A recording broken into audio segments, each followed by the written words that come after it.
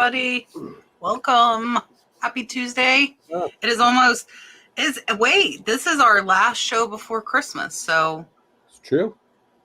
I will tell everybody, I hope you have a great Christmas now so I don't forget. That close already. It's just like It snuck is up crazy. It is so crazy. I am joined by Rod, my co-host, Picking and Punching. Below me are two good friends of mine. They've both been on before, so hopefully you know them. If not, definitely go check them out on social media.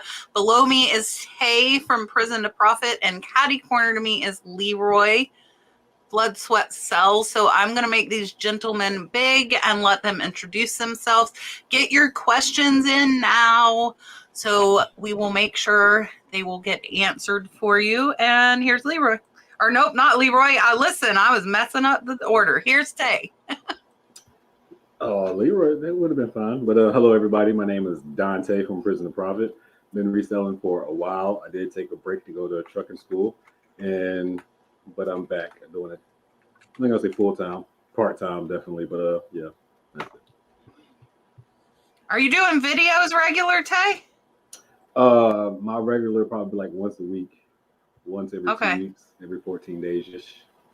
Just depends. I mean, I'm trying to get back into it. It's just been kind of tough, with the baby, and then like I said, trucking school, and then just life. But yeah, I've slowly been getting back into a groove. Perfect. All right, Leroy, here you go.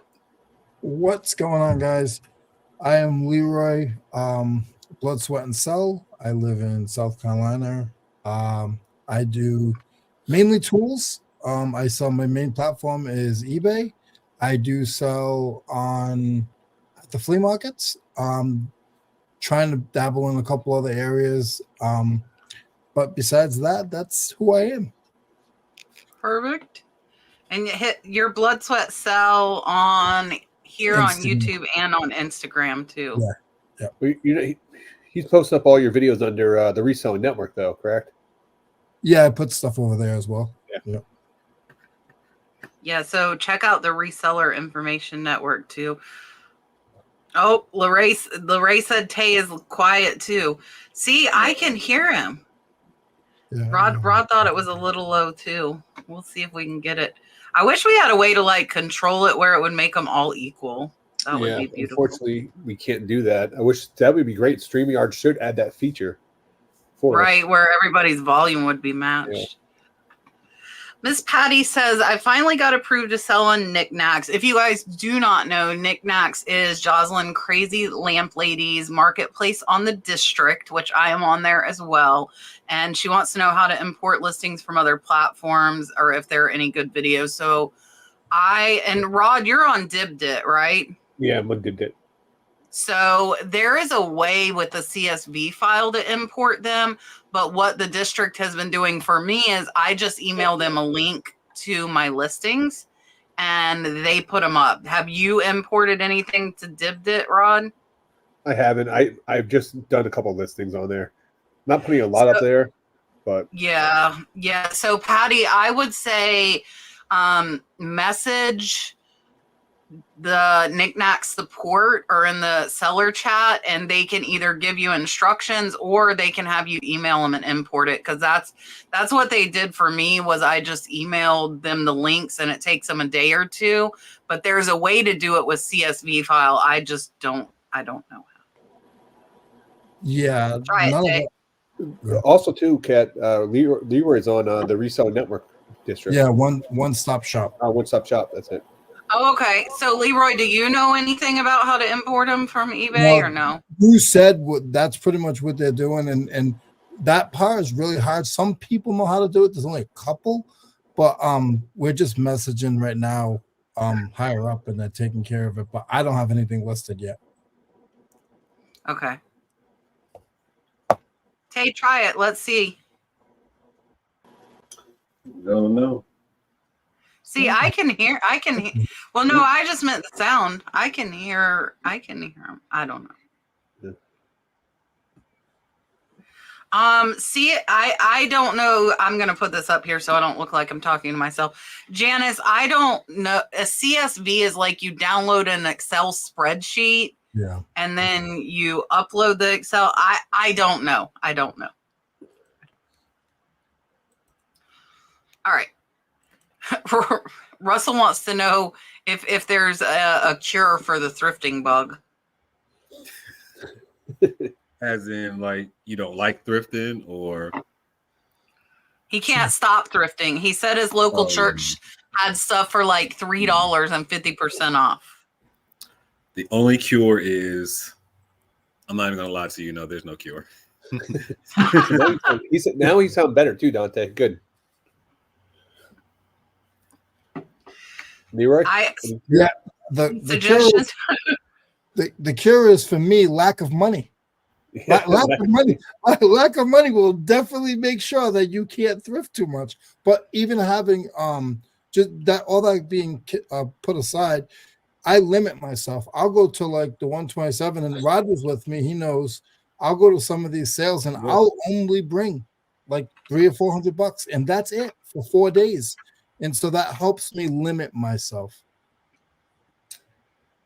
So for me, the only thing that that's actually worked for the infection of sourcing and buying too much is an angry wife. So you probably need to get yourself an angry wife, one that doesn't like clutter around the house, and you will be good to go.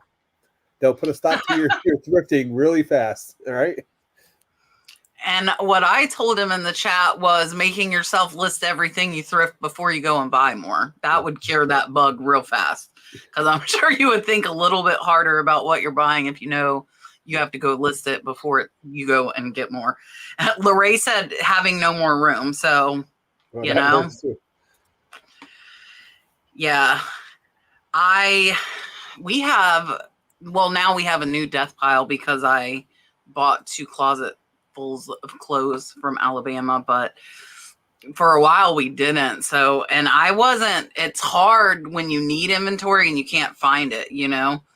And so I'm probably going to head down Rod's way soon and do some thrifting down there instead of here, because here has not been very, very good lately. I wanted to put this up because Rebecca wanted to say thanks to Rod. He was the keynote speaker at the Greater Tampa Bay Area eBay resellers meeting, and they wanted to say thank you. When was that? Was that this past week, Rod? It was actually earlier today. So they had a meetup. So in Tampa Bay area, if you're in the surrounding areas around Tampa Bay, once a month, there's a group that meets in Wesley Chapel, a little Mexican restaurant, and they usually meet at it changes sometimes, but usually around 11 to 2, and they have it's free to join, free to hang out. You just got to buy some food at the restaurant because they give them the whole back room, and it just is great for networking. So I highly recommend that if anyone's in the area, go check it out. It's my first time there. Got to meet with all the local resellers. Got to answer some questions. Just got to find out what other people in the area are networking and what they're selling. Is a good time. So especially look out in your local area if you guys have any reselling groups. Highly recommend it. Yeah, I've thought about trying to set one up here because I'm 2 hours from everybody, it seems like. But I don't know. I'd probably need to go an hour away to find more than 1 or 2 people that would come to where I am. Maybe where I go, maybe Crystal River. Since I go thrifting, I think there are a few people in the Crystal River area, and do something a little further north.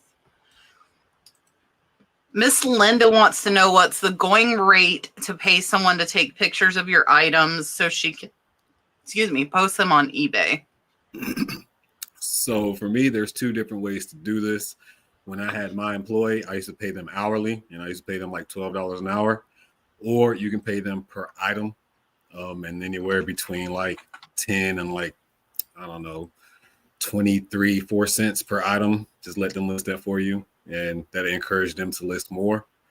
It just all depends on what you're listing too. If you're listing something easy, like DVDs, I would, recommend the per item versus if you have just a bunch of random lists like I do, the per hour.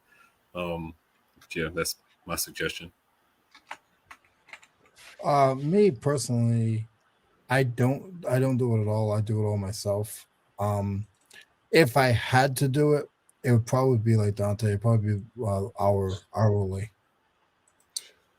So I would say when you're training someone, I would pay them hourly.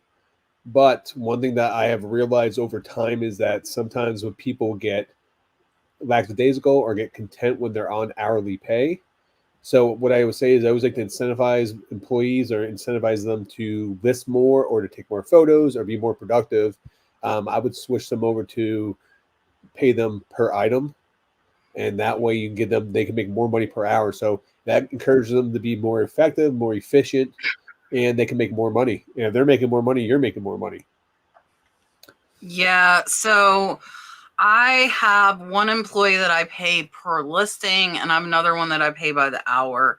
And the reason for that is the one that's getting paid by the hour is also doing shipping. She's managing the other employee, so she's pulling the stuff for her to list every day. She figures out where it's going to go in the inventory.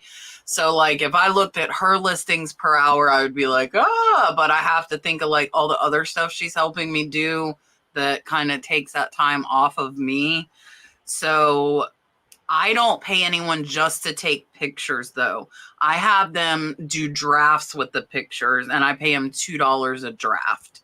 And then if they do over 100 in a week, I give them a $50 bonus. So then they get $250 a listing.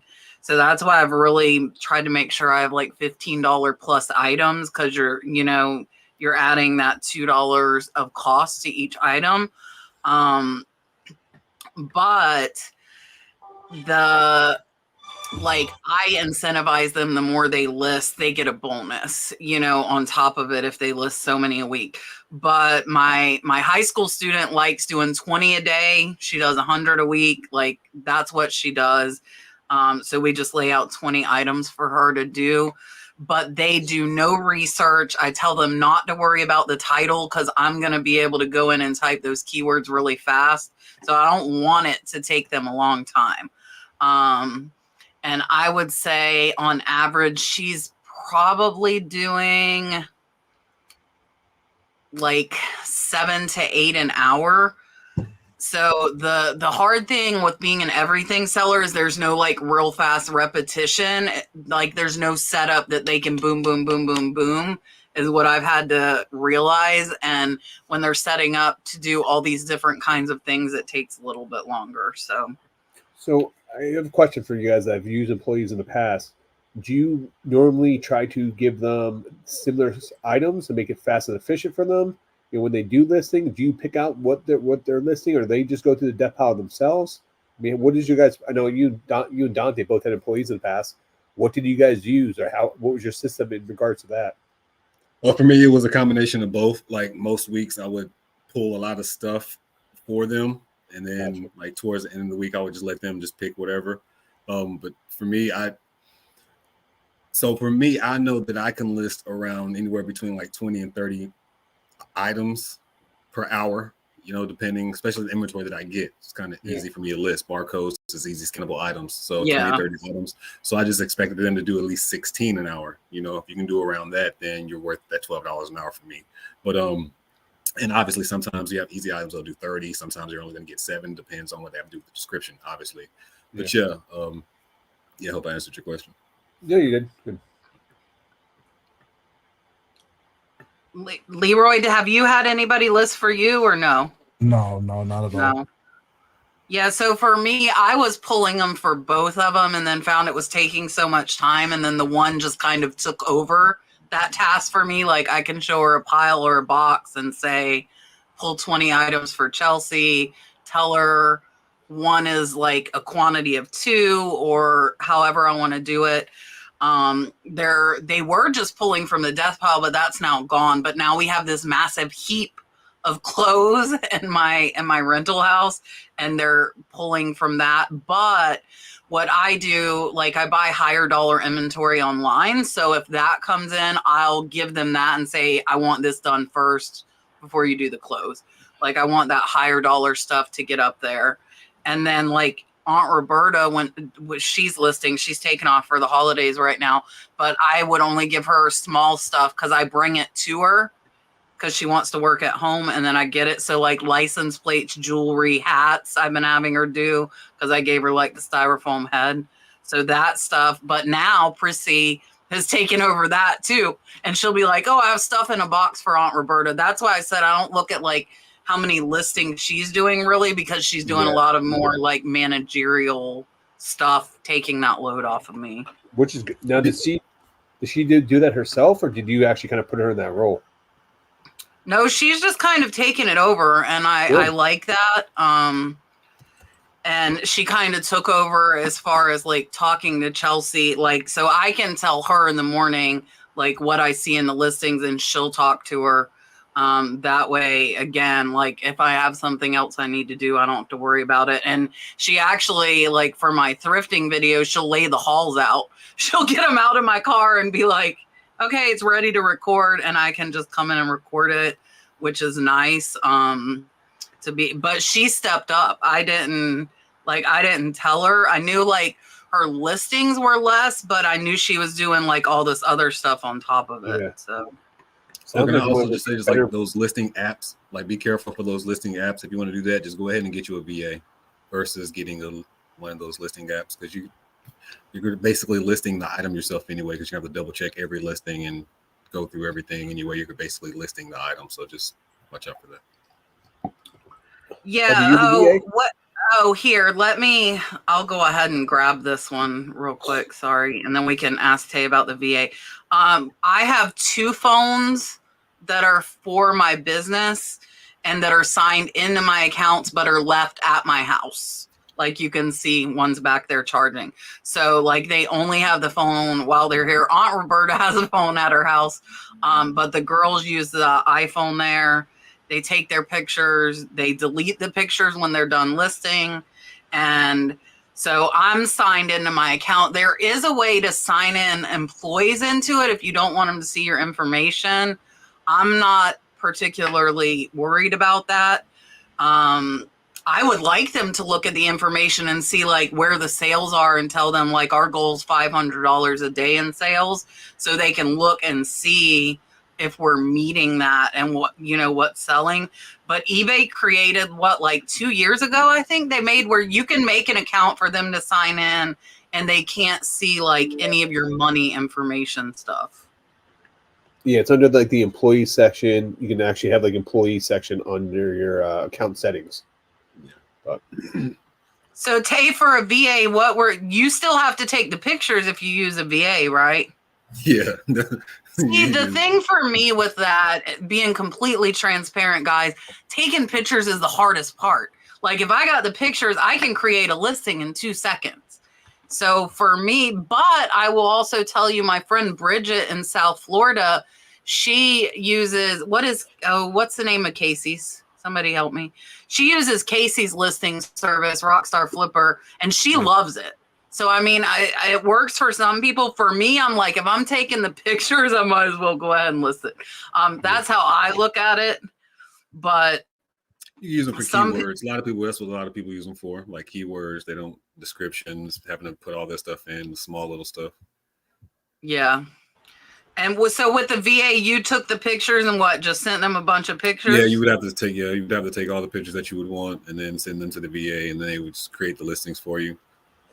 So if they're wanting somebody just to take pictures, they would have to hire a person to take pictures if they're not having them create drafts, and hire a VA or use a listing service to actually do the listings. That's why it's just better to hire locally, man. If you post something on Facebook saying that you're going to hire somebody $10 to $12, $14 an hour just to come over and you'll teach them how to list stuff on eBay, so many people are willing to do that, man. And $10 to $12 out of whatever you're paying, or just add that to your fees every day. I mean, it's nothing when you have somebody can work for you for 4 hours. You know how many listings that somebody else can do for 4 hours while you're thrifting, while you're doing housework, while you're doing whatever. You could be doing anything else while somebody's listing for you. I mean, it's worth it. You have had a VA in the past, Dante? Me personally, no. I've never. I've had a listing app. I was with Hammock for a while, you know what I'm saying? And I'm not gonna lie, like it's beneficial. Like I said, they do a lot of keywords and stuff for you like that, taking the pictures and send them to them and just having them finish the listing. But you will run into the same problem because they're using VAs. They're doing the same thing. They're literally using the same VAs that I could go hire myself.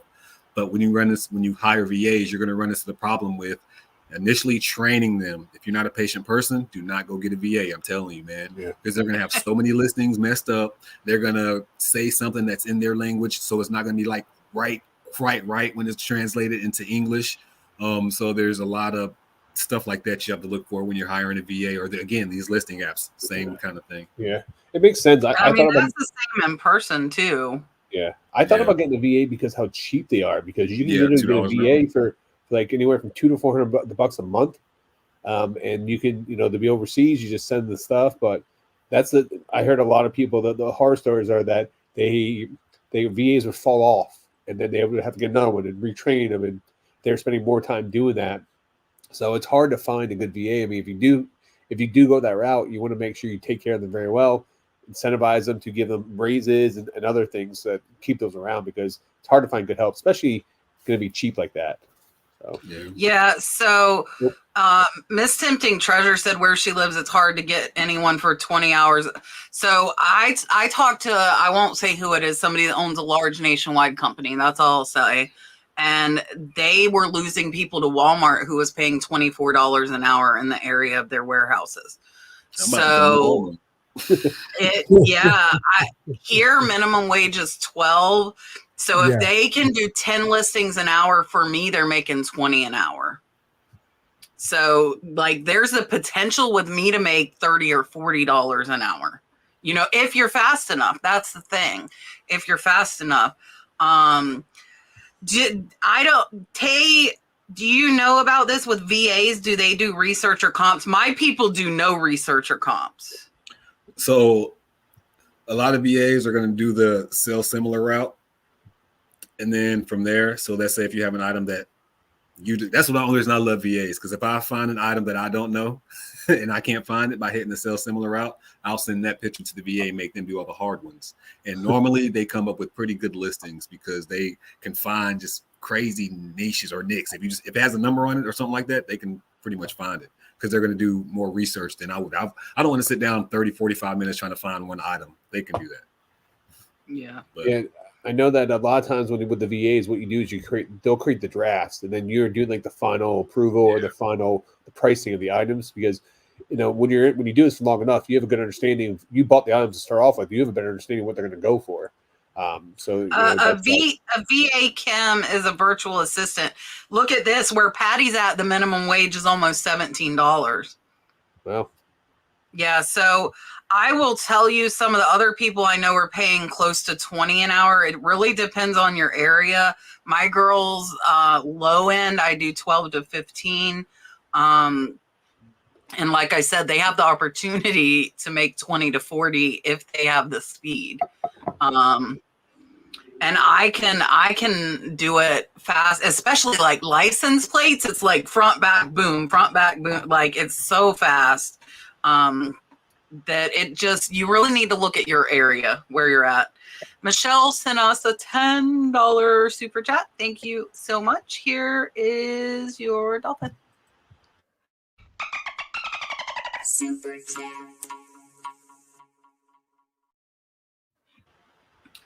We appreciate you. Let's see. Miss Sue wants to know, how are your sales going on your district shops? Tae, are you on any of the district shops yet? No. I haven't listed anything yet, so my sales aren't going too well. I've only listed 5 items. I'm more in it for the live selling aspect of it, more or less than the actual. I just have too much stuff going on to sell on the platform, really. I think we all do. Yeah. And mine kind of goes along with Rod's. I haven't had much time to list very much there, but my only live sale I have done there went very, very well.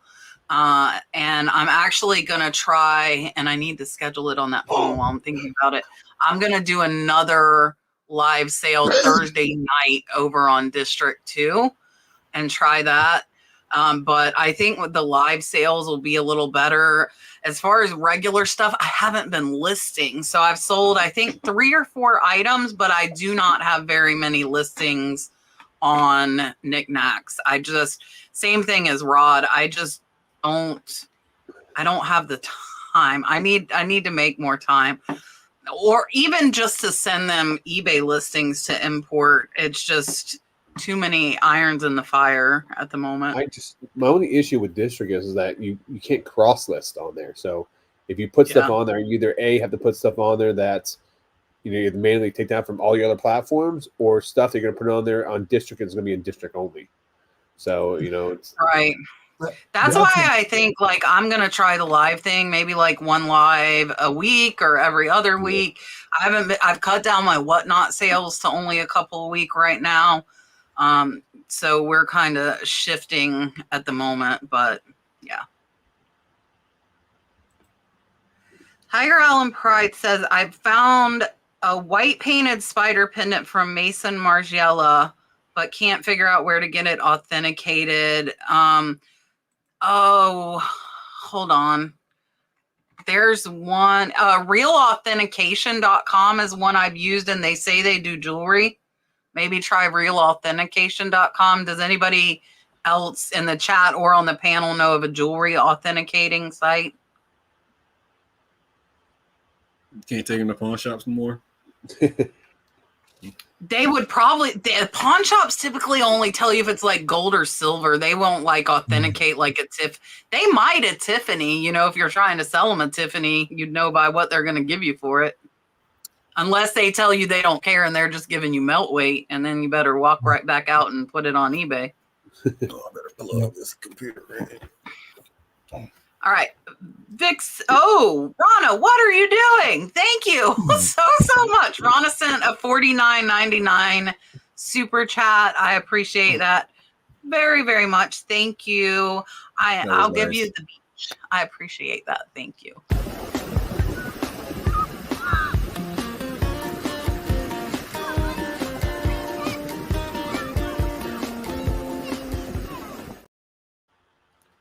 Dalton, he said that child. His teacher yesterday asked us, is he that Velcro with you at home? Because he's so loving. He just like loves everybody. And I'm like, yeah, that's what a 17-year age gap between children does. It makes this unbelievably loving little child. She said, I think if he could be in my clothes with me, he would. She said, that's how clingy, like he's so lovey. But that's him. He's like the lovingest little kid.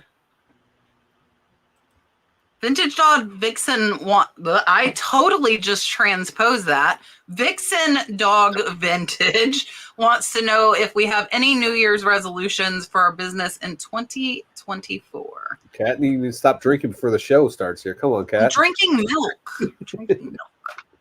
For me, honestly, my business resolutions for 2024 is by the end of 2024, completely have everything depleted out of my eBay store. When I initially became a reseller, I was an Amazon seller. I still sell on Amazon. I still send stuff into Amazon, but for some reason I'm always talking about eBay, and I've been stuck on eBay for about 3-4 years, but all the stuff in my house gets annoying. Buying storage buildings for the stuff gets annoying. And I can make just as much money in Amazon if I focus just a little bit more harder on Amazon. If I can go back and get ungated in a lot of the items, my account is really good. I've had my Amazon account for almost like 8-9 years now. So, yeah, that's my goal. I want to be completely Amazon FBA by 2025. Interesting. My goal is to stop being so afraid. I'm afraid to let anybody work for me. I'm afraid to try other platforms. I'm going to be 50 and I'm acting like I'm 90 because I don't trust anybody. I don't trust nobody. So I just got to learn how to have a little bit more trust in myself first, to trust in other people to help me. I can't go on vacation because if I go away for 3 days, then my sales are down because I have nobody moving anything for me while I'm away. So I have to learn how to trust in myself more so I can trust in others, and whatever. It's a business. So whatever happens, let it happen and keep going on my business. So So for me, it's getting more of a work-life balance in 2024. Since I went full-time, I mean, I was always full-time, but when you have your day, I've been full-time for a long time, but I always say that I had two full-time jobs, my day job and my eBay job. And now since I'm full-time with eBay for over a year now, I've been working so many hours, and which I love. I totally love what I do, and not that I don't want to work, but I would like to get a little bit more work-life balance and be able to take time off, spend some time with the family more, and do things to be more enjoyable. Just the fact that I don't have to work all the time. That's my biggest thing, because and a lot of people go through, it's kind of almost like what Leroy was just saying, is you're almost afraid to take your foot off the pedal or off the gas, because you're terrified of going back to that day job, and you don't have a choice, so you want to keep working. So that's one. Two is I keep talking about CSO, clearing stuff out. I keep it PG. I'm trying to clear out my garage so I have a better workspace, and then I like to clear out my storage warehouse. So what I'd like to do is eventually reduce the size of my eBay store, but increase the average sales price of my items and get better quality of items in there, because I have never gone through and actually done inventory and pulls items out just to move stuff. So I'm going to do that in 2024. So it's going to be a big change for my business, but Whatnot's going to be a big player in that. I did my first storage unit sale last Friday. It went well. I cleared out like 2 giant totes full of items, and people got some good deals. So plan on doing a couple more of those coming up here. Yeah, I'm going to have a lot, I'm sure. I normally do a video like on my end of year, like my numbers, show all the screens, show everybody how much I made, and then do goals for the next year. I've been doing that at the end. The big thing for me, mine's going to be a lot like Rod's. I'm a workaholic, and like that's my tendency. If I feel like I have 2 extra seconds, I'm going to add something else in, which I really don't need to do. I think more, I don't want to say stability. What's the word? Like more regular, why can't I? More family time. More consistency yes. On my thrifting channel, to have those videos out, because I was doing good 2 a week. I dropped back to 1 a week. But I think I'm going to have to go further than the hour to find good stores. That's what's been kind of having me held back. I'm going and I'm not finding anything. And like, I don't want to watch videos where people don't find anything. So I just delete that footage. Yeah, I agree. It is very, very easy to be a workaholic. And it's hard when you've done, like, I've done that my whole life. Like, I had 2 jobs when I was 14. I have been like, go, go, go, go, go forever. So yeah, I need to like make a schedule would be a good goal to. But we both know you're not going to follow a schedule. You're not going to follow a schedule if you made a schedule. I could do like a block one though of like what I want to do for the day, not necessarily like times, but more like I want to finish these things and like that's it, and put like a free space in or something. I need to figure out something that'll work with me. You're right. Yeah, I think we both have that bug because we absolutely love what we do. We have such a passion for creating videos, creating, sourcing, just selling, and that's what we would do for fun, normally. So it's hard to kind of almost like pull back sometimes and that goes for a lot of people up here, I am very squirrel. And somebody commented on one of my videos and said they had to do it like me. If I was niche down, I would get bored and I would quit so fast it wouldn't be funny. It wouldn't be fun for me anymore. That's why you see me like all over the place, because I get bored. So I like to do a bunch of different things, and that's what keeps me interested in it. So if you see me pivot and switch lanes, that's why. So, Kat, with that being said, did you get bored on Whatnot, just selling jewelry all the time? Yeah. Yeah. Okay. And I think a lot of that too. I think everybody's kind of, one, it's saturated in the jewelry category. Yeah. Jewelry is very saturated on Whatnot right now. So average sales were going down. And it's very monotonous. That's why, like, I scheduled a show for tomorrow for hankies, do some linens. I wish I could find like smaller trinket, even glass stuff, but smaller. I don't want to ship the big breakables and do 20, 30, 40, 50 in a show, because I don't want to be packing for hours. For me, that takes the fun out of it. I made that mistake last night on my Disney show. I had some big glassware. I had statues, figurines, cups. It took me hours upon hours. That's where, like, you'd be doing a show one day and the whole next day would be packing. Like, it would take the whole day. Yeah, unfortunately, though. So that's why like, when you're doing the live shows, it's actually really important to almost niche down, or at least get a lot of, like you were talking about small similar items. Same stuff, or small, not breakable. So it's like, if I did breakable, I'd probably do like 20 max in a show. So I started selling in the storage unit category on there, and I'm just grabbing stuff and opening boxes on camera, and it's fun, but you don't know. So I kind of gotta keep a better eye on when I'm putting up there for sale, I guess. But yeah, like I said, I could teach Brooke how to do it, but yeah, we both clicked the same comment.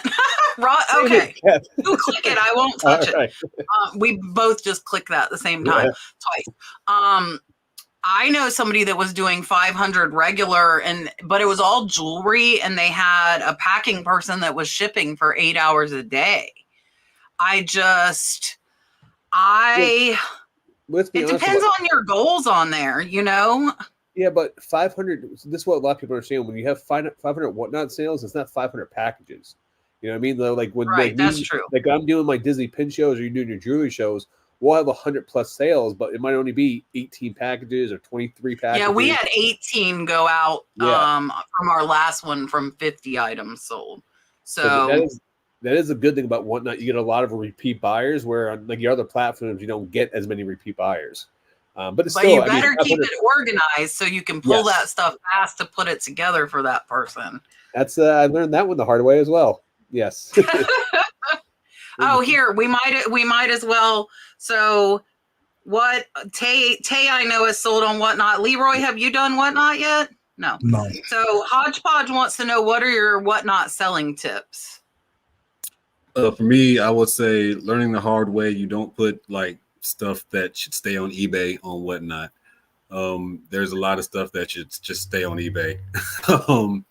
But besides that, Whatnot is a good way to get rid of just a lot of inventory that's just taking up space. It's also another way just to make money. I mean, if you have a lot of good items, people will bid up those good items too.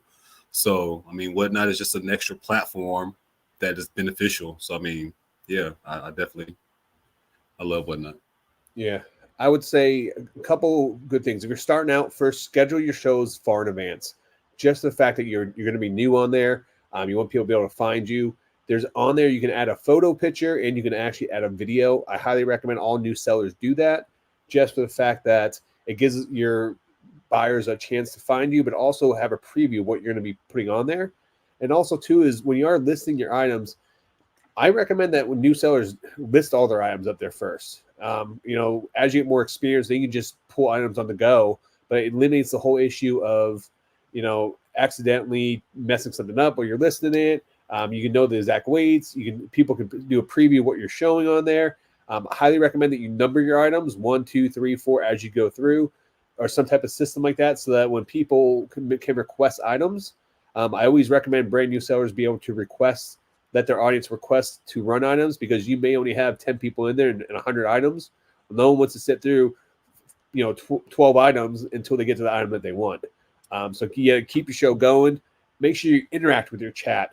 I can't tell you how frustrating it is when I'm in a Whatnot and I try to I want to buy something and I have a question, and I ask the question 1, 2, 3 times, and the seller is not looking at the chat, and I just leave, because you feel like you're not getting appreciated. You feel like you're getting ignored, and you're trying to spend money on the item.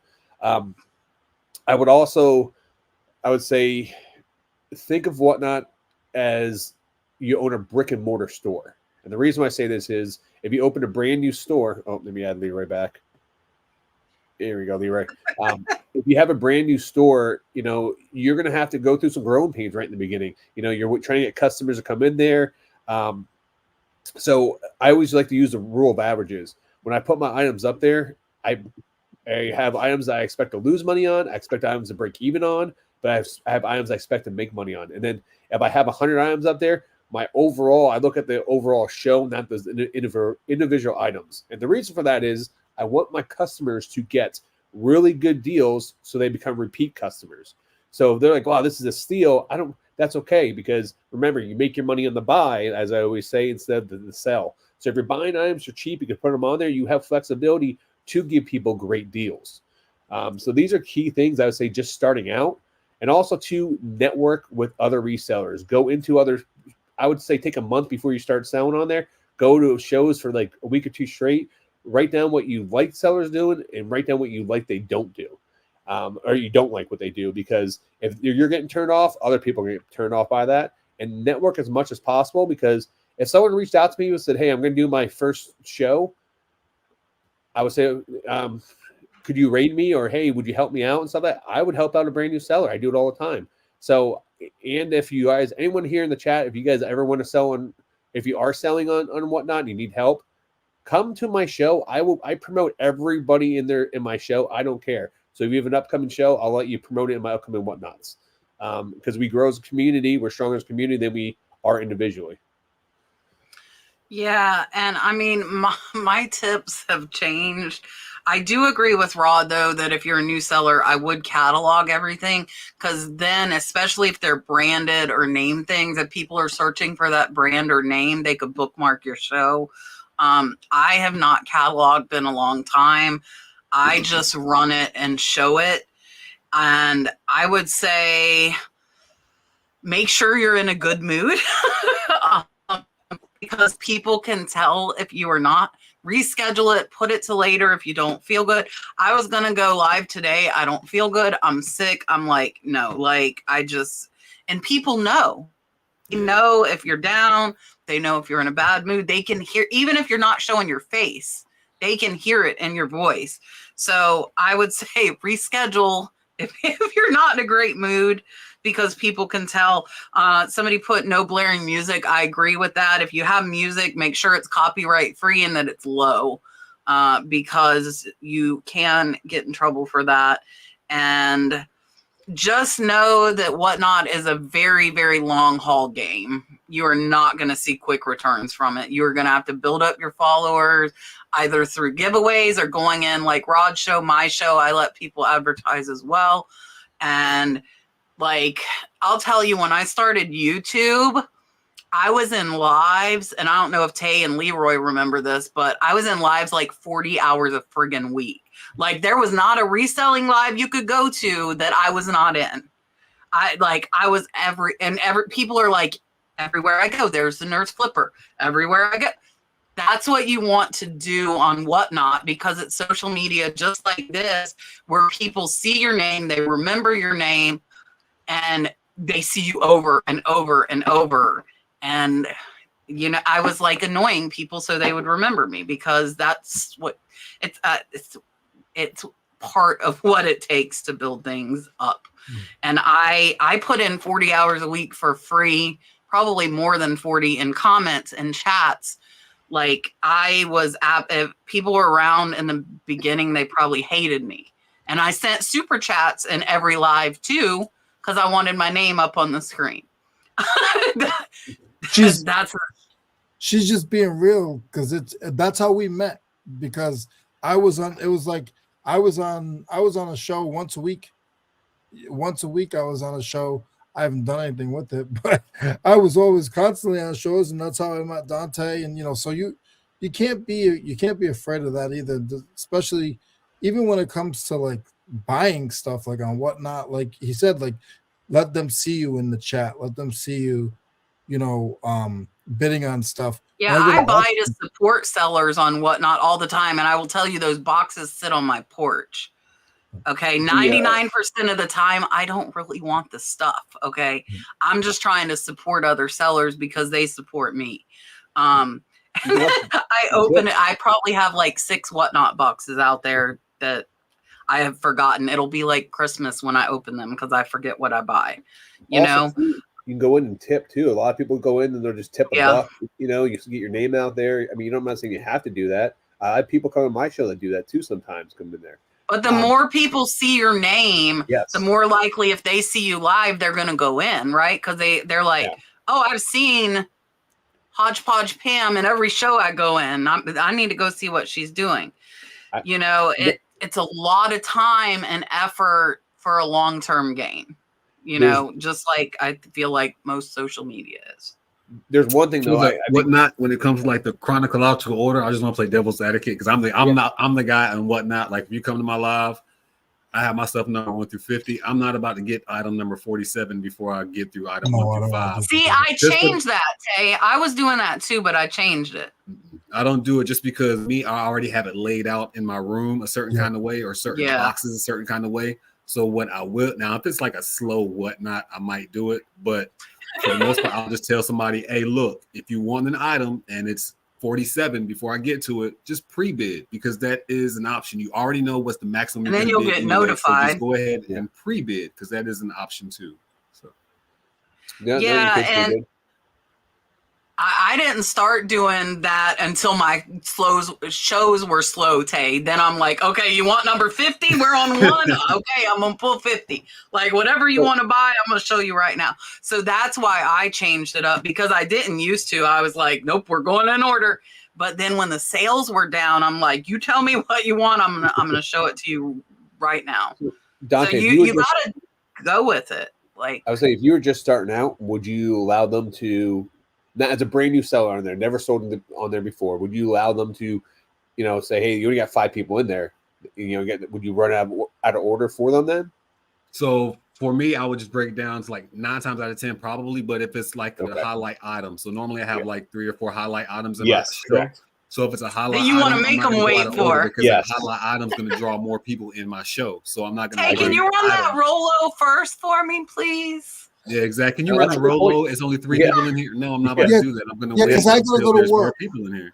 I gotta go to work. So could you just do it for me now? Because I have other. That's why the Rolo's 50. It's 50 for a reason. Yeah.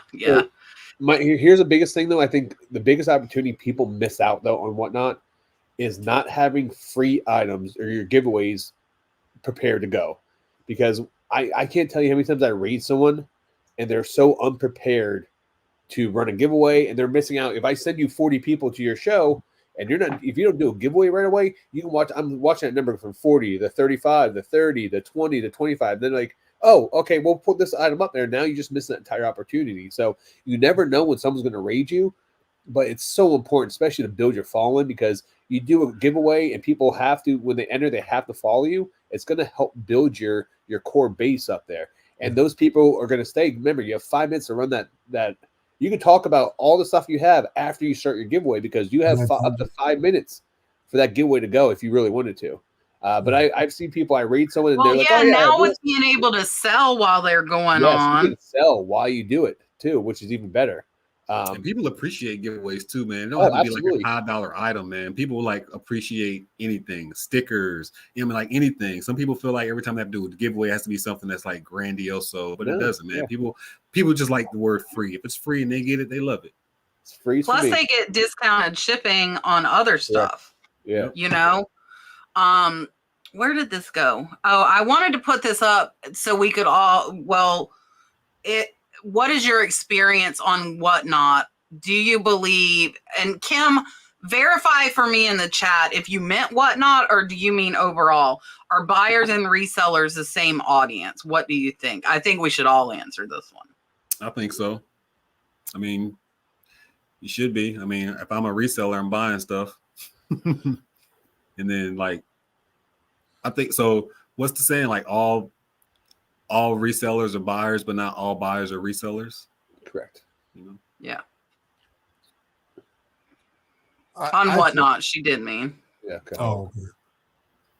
I would say no, because you have people that go on there just so this is the biggest thing, and I think this is one thing we was talking about on here is Whatnot is not a selling platform. Whatnot is a social media platform that allows you to sell. Okay, so you guys look at that because if you're on there to be entertained, people go on there just to be entertained. They go into their watch shows, they go to hang out, interact with their favorite YouTubers sometimes, or just go on there and they have a core group of other buyers that have the same interest that you have. So yes, there is a lot of resellers on Whatnot that do buy because it is a great place to buy. But at the same point in time is buyers and resellers, there is a slightly different audience on there. It depends on who the seller is. I think that what it really comes down to is who's the seller's audience. Because you have a lot of resellers as your audience just from your YouTube channel because you're putting in a lot of help videos. You're gonna have a lot of people that are already reselling. They're gonna follow you on there. So there is a difference where you have other for example, like your YouTube audience may be different than your Facebook audience or your Instagram audience as well. So it's really going to come down to that. But I mean, there's a lot of crossover, but I think there are slightly different audiences. Yeah, and I say they are definitely not the same audience because a collector my audience is typically resellers because of what Rod just said, but a collector is going to pay a lot more than a reseller would, right? Like reseller might want to go to 50%, but a collector might be willing to go to 75% of what they would pay on eBay or on somewhere else because they're going to go buy it there anyways, where a reseller is just looking for profit, So I have some higher dollar pieces. Like my last show, I sold a Tiffany bracelet, and I sold it at over half off of what eBay is. I've been trying to have a few higher dollar items, and those a reseller could make their money, but they would only be doubling. And I know, like me, I typically like to at least 5 times my money. So I think a lot of those are collectors or they're resellers buying for themselves. They're like, oh, I know that's worth more. I'm going to get it for myself. But yeah, so they mesh some, but they are very, very different. I think most resellers would prefer an audience of collectors because you're going to get more money. Yeah, I don't want resellers versus reseller. Not saying I don't want people in there because I want to sell the stuff and sell it fast, but if I could have a choice, I would choose collectors. Yeah, but Dante, there is a good thing about having resellers in there though, because they will buy in quantity over quality. You know what I mean? They will buy. Yeah. So if you're looking to move stuff, I'll take resellers there all day long because they're the type of guys that are going to clear me out. But yeah, I agree with you. You're going to make the most amount of money from this. I'm selling everything to I don't care who you are, reseller, non-reseller. If you want to deal, if it's up for sale and I want to go, you can have it. That's how I feel. Yeah.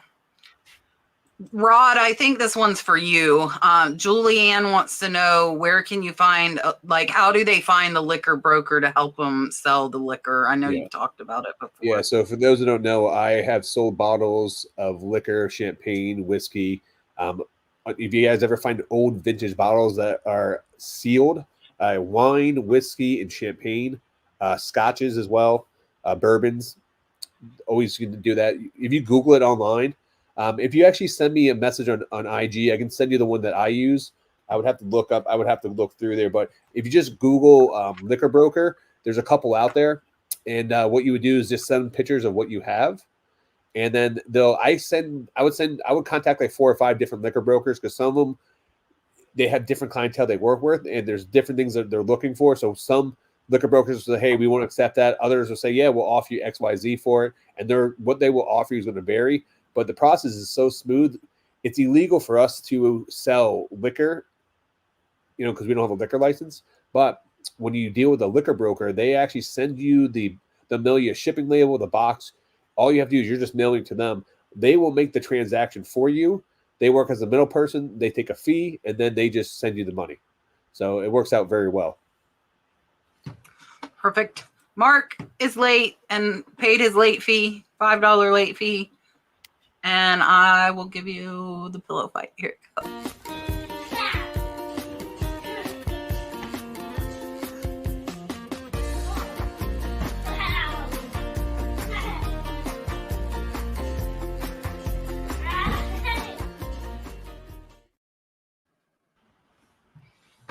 All right.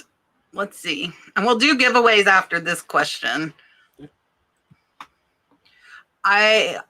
MC Han says, I was recently offered a package of bacon in exchange for a vintage meat tenderizer. What's the best thing you've been offered from a buyer besides money? Have you had anybody offer you anything? Boy, you do not want to know. eBay's weird, man. you already know. Yeah, this is PG, so we're just gonna skip me. Dante's on the Craigslist getting all kind of weird offers, aren't you? For me, I sell at the flea market about once or twice a month. Well, actually a little bit more than that this time of the year. And yeah, like Dante said, it's they they'll come up with they'll just come up to you with hot stuff. It's just like, nah, I'm good. But yeah. I like the sob stories too. I like the sob stories. Oh yeah, the sob stories. My son, he has something wrong with him, some ailment, and I lost all of my jobs. And then so I really need this new Coach purse. Yes. need this new Coach purse. For me, well, man, I have so many weird offers over the years. When the PS5s are dropping, I knew when all the drops are coming, so I would get PS5s and I would trade them for other merchandise I could flip. And people would send me all kind of weird offers, like, "Hey, I'll trade you my girlfriend. I'll trade you my sister. I've gotten like, I'll offer you drugs. Would you like any drugs? Like, we'll do that." I've been offered, like, just weird stuff too. Like I've been offered like a broken down car before. Like, just weirdest things, man. I haven't ever had anybody actually offer me it because mine have all been like, "Will you trade?" And I'm like, "No." And like it's shut down right there. Like, so I don't think anybody's ever offered me anything. No fun from me. Kim said she loves Tuesdays. Thank you. You are very welcome. Here you go.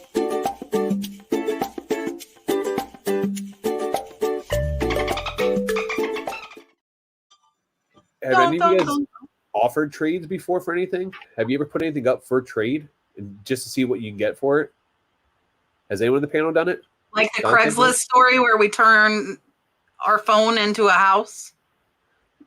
Yeah, similar to that. But I'm just saying is like, I've put up items before. It's actually pretty interesting. The responses you get, put up on Facebook Marketplace. If you have like a really popular item around like the holidays and stuff like that, you get some crazy trade offers where like, don't tell them you're looking, like, for example, like just say you had a PS5 you put up and people don't have the money to buy a PS5, but they may have a collection of vintage toys at home, or they may have a collection of vinyl records or all this stuff, which it'd be worth 2 or 3 times as much as what you put up for offer. And people just have it laying around. They don't care. They'll clear it out because the way they look at it, there's nothing coming out of their pocket. You know, they're getting that PS5 for 5 and stuff's laying around the house. I've done that. I'm on the opposite side. Like, I've never put something up for a trade, but I will, if I see something I want, I will request, like, is there anything that you would like for trade? Because I'm already a reseller. They don't know this. So I'm already getting pallets and stuff for the dirt cheap anyway. So I'll offer somebody like 2 or 3 times what an item's worth. Obviously, if I really want. The last time I did that, it was for a PC. It was like 2 years ago. There was a PC I really, really wanted. And I think he wanted like $1,200 for it. Nobody wants to come out at $1,200 worth of cash. But if you have $1,200 worth of inventory, you know, that's kind of a little bit easier to give up. And I had some good stuff too. I mean, so especially off some binge strips. But yeah, anyways, I would definitely. The good thing though about that, Dante, is you probably have, you know, cents in the dollar. I mean, those things, you know, exactly. So if you're giving them, say, hey, I'll give you, it's like $200. Yeah, I'll give you $1,500 worth of stuff. He thinks he's making an extra $300 on his side of things, but it's costing you $200-$300, and you're making a deal. So it works for both sides. So bartering's a great way, especially if you have a low amount of income to go and source. Try bartering, and it does work. Yeah. It takes time though. You gotta go through a lot of BS to find somebody that'll switch stuff. Yeah, and I have messaged people before too, like Tae saying, and ask them like, is there anything you want for trade for part of it? Yeah, I would totally be down for trading my husband for a hedgehog. That sounds like a totally. Listen, if I don't think I've said this, we have 3 guinea pigs now, and he has a hedgehog on his chin. I just made Brad put together a 9-foot cage because I bought him. I don't know if you guys have ever seen like the chicken coops that look all cute on like eBay and Amazon, and then you get them and they're like this big. So I did that. See, look, all kinds of trading going on in the chat. All now. the husbands just getting abused today. Boom. Yeah. This is an interesting one. Elvis plates for sale on Facebook, and someone asked me if I would trade for a ukulele. I did it. Listen, I would if they offered me something good for something I got. I would trade. I'm not against trading. Ukulele. I should have traded Rod for the boxes. We talked about that because I had all the McFarlane things and I didn't even know. There you go. You could have. I would have took them. My trade is I will give you what you want to buy, and you give me the cash. For money. That's all I got. All right, let's give away some stuff. And I already have one of them up. So here you go. Hashtag my go-to tape. Joel at American Bubble Boy gave us some tape guns. I'm giving away tape gun. A new tape gun from Joel at American Bubble Boy. I see all about the hedgehog trade, This hedgehog right? is Like, a hot commodity. hedgehogs are really cute. Maybe I should have got hedgehogs instead of guinea pigs. But I don't think Dalton could cuddle a hedgehog as easy as he can a guinea pig. Touche. I mean, he could try. All right. So when we were saying how many listings we can do an hour, are you said what does that include in the process? So for me, I'm a sell similar guy. So and the items that I source, I like to source 9 times out of 10 have a UPC code on the box, so I can just scan the box and the item pops up normally. Or I don't do clothes, so I don't have to type in what these items are for the most part. So most of the items I can just scan and the listings will pop up and I'll hit sell similar. And then after the sell similar pops up, I put my price that I want and then I list the item. I don't go in and do a bunch of extra stuff. I don't go in and add extra stuff to the description. I had a VA or Hammock was doing that for me, and I didn't see a real difference in my sales, to be honest. As long as you have a good item, the pictures are good. I think that's like the main thing. The pictures are good. The items, what somebody wants, and you're not just putting junk up. People's going to buy it. But yeah, just me taking pictures. I'll take like 1, 2, 3 quick pictures of something on the side. If it's an item that I need to take out the box, open box, I'll take it out the box. But for the most part, something shouldn't take you no longer than 7 minutes to list an item. Some items, if you have those quick listing items, can take you around 30 seconds to list. It just depends on what you're listing.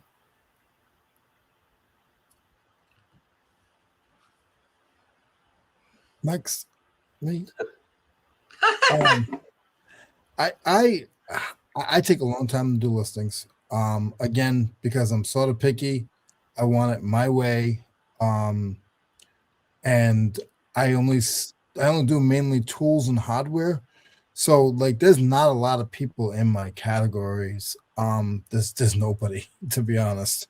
I mean, there's people in there, but like every one of these events I go to, and there's 300-400 people in, and I don't have to worry about nobody. Like, so, you know, I do still price low, and I still do a lot of pitches. I'll do like 7 to 8 pitches of each item. That's just my model. That's just what I like to do. I make sure I put a description and make sure the descriptions are like, if it's dirty, then I'm going to tell you it's dirty. If it has a rip or a tear, I'm going to let you know that. Because I'd rather tell you it's worse than you think it is, so my returns are less.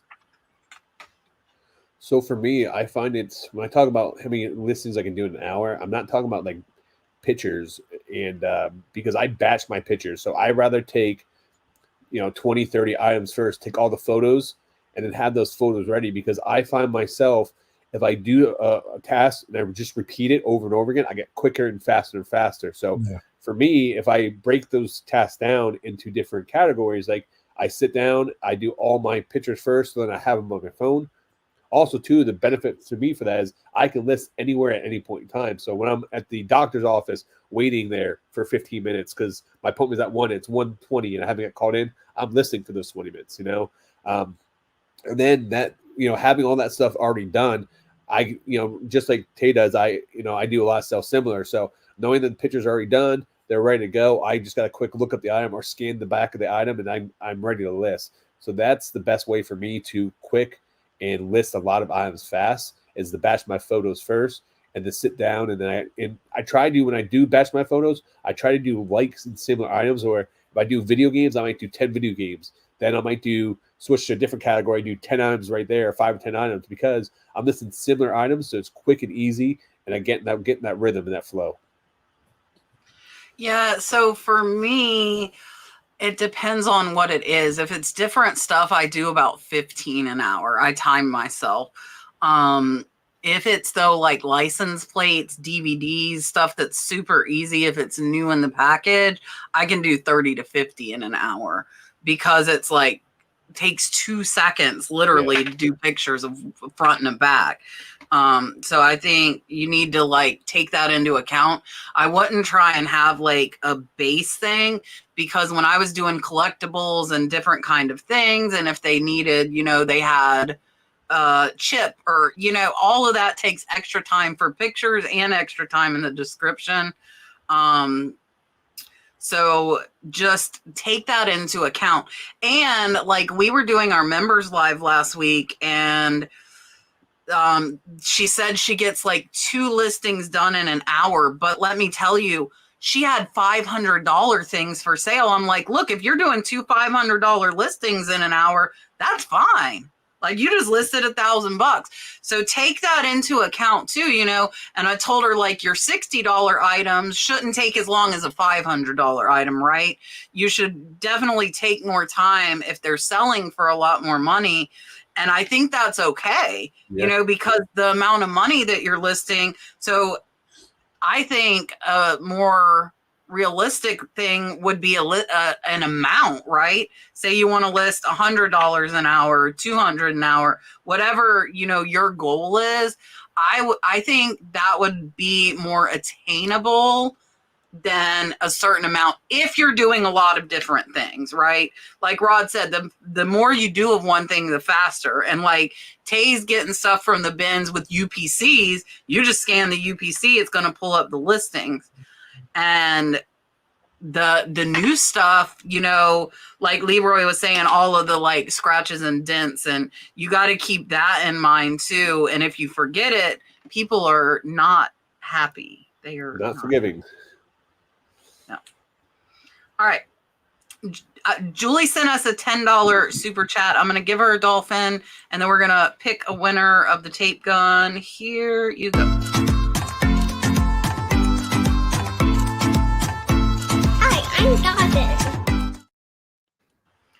I need to get a new one. I think he was like 3 in that clip. He was a baby. All right, let's pick a winner for a brand new tape gun.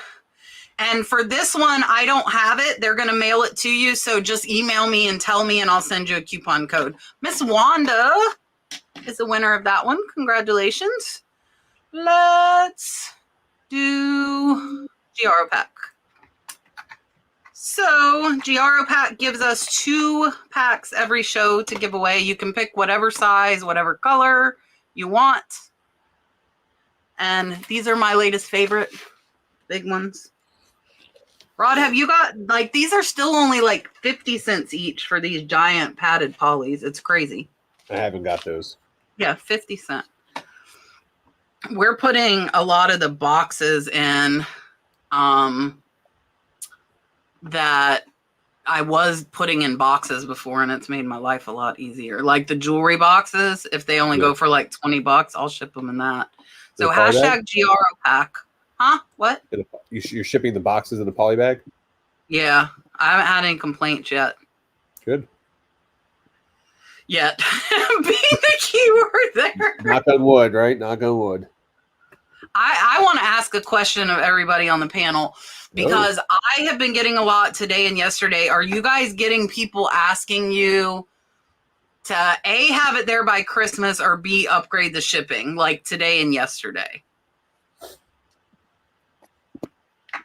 No. Rod? I had a person yell at me for not having it shipped out. I was like, you just purchased on Sunday. It's Monday. It's getting shipped out today, but not really. I've had more in the past than this year, surprisingly.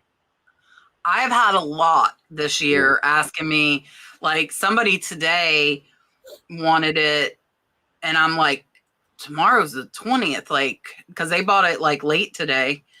So you've really only got 2 business days before Christmas, if you're not counting Saturday. So I'm telling them they have to do express, and they're like, oh, it'll get there. I'm like, the person that says it's going to get there is going to be the one that it's not going to friggin' get there, you know? Oh gosh, come here, Hercules. Here, Rook brought. Come here. Oh, sorry, buddy. It doesn't Look. fit. The third button will not. It's 30 degrees in Florida, and we have little dogs, so they got sweaters. He's the only one it will not completely fit. He's too fat for the third button. He's too fat for the third button, though. Say hi. All right, here. Their new sweaters came today, so Brooke had to come show me. All right, let's pick 2 winners, and then we'll get back to questions. Dun, dun, dun, dun. Bye, Hercules. What a great name. Are y'all ready for Christmas? Scott! No. Scott What'd won you some say? poly mailers. All right, let's do it again. Dante, what'd you say? I said, are y'all ready for Christmas? And I feel like it's snuck up this year. Like, I don't know. I guess I'm not really buying that many presents this year, so no, I guess I'm not ready. So, what about you, man? Congratulations, antique bird lady. No. Dante's out. What about you, Leroy? You ready for Christmas? You prepared? I'm ready to be selling on Saturday and Sunday to make extra money because people want to go buy stuff. Yeah, I'm ready. Wow. I have not bought a lot because I'm trying to declutter. We just threw away like 7 black garbage bags of Dalton's toys. We donated like 5 huge bins. That's how much toys this kid had. And so I'm not trying to get back into that. So we got him a couple of bigger things, and we'll get him some stocking stuffers, and that's it. So I am selling some of the toys. I gave away some Jocelyn, Crazy Lamp Lady's little girl loves Peppa Pig like Dalton did. So I shipped all of that off to Jocelyn yesterday to make sure she gets it. And then let me close this. And then like his Blippi toys were really expensive. That's a YouTuber. Those we are listing, but most of them, I don't know. I would rather just give them away. So the people that I give all my stuff to that have a flea market booth, Scott's trying to get Scott. Listen, I would rather give them away. So I gave her a ton of stuff, and by that I mean like hundreds of pieces of clothing. I said, would you please give the toys away? And obviously I can't make her give the toys away, but I said, will you please just give the toys to the kids at the flea market? And she said she would. I didn't like go and check because I just didn't want somebody to have to pay for them. You know, if kids want a toy, they should have a toy. And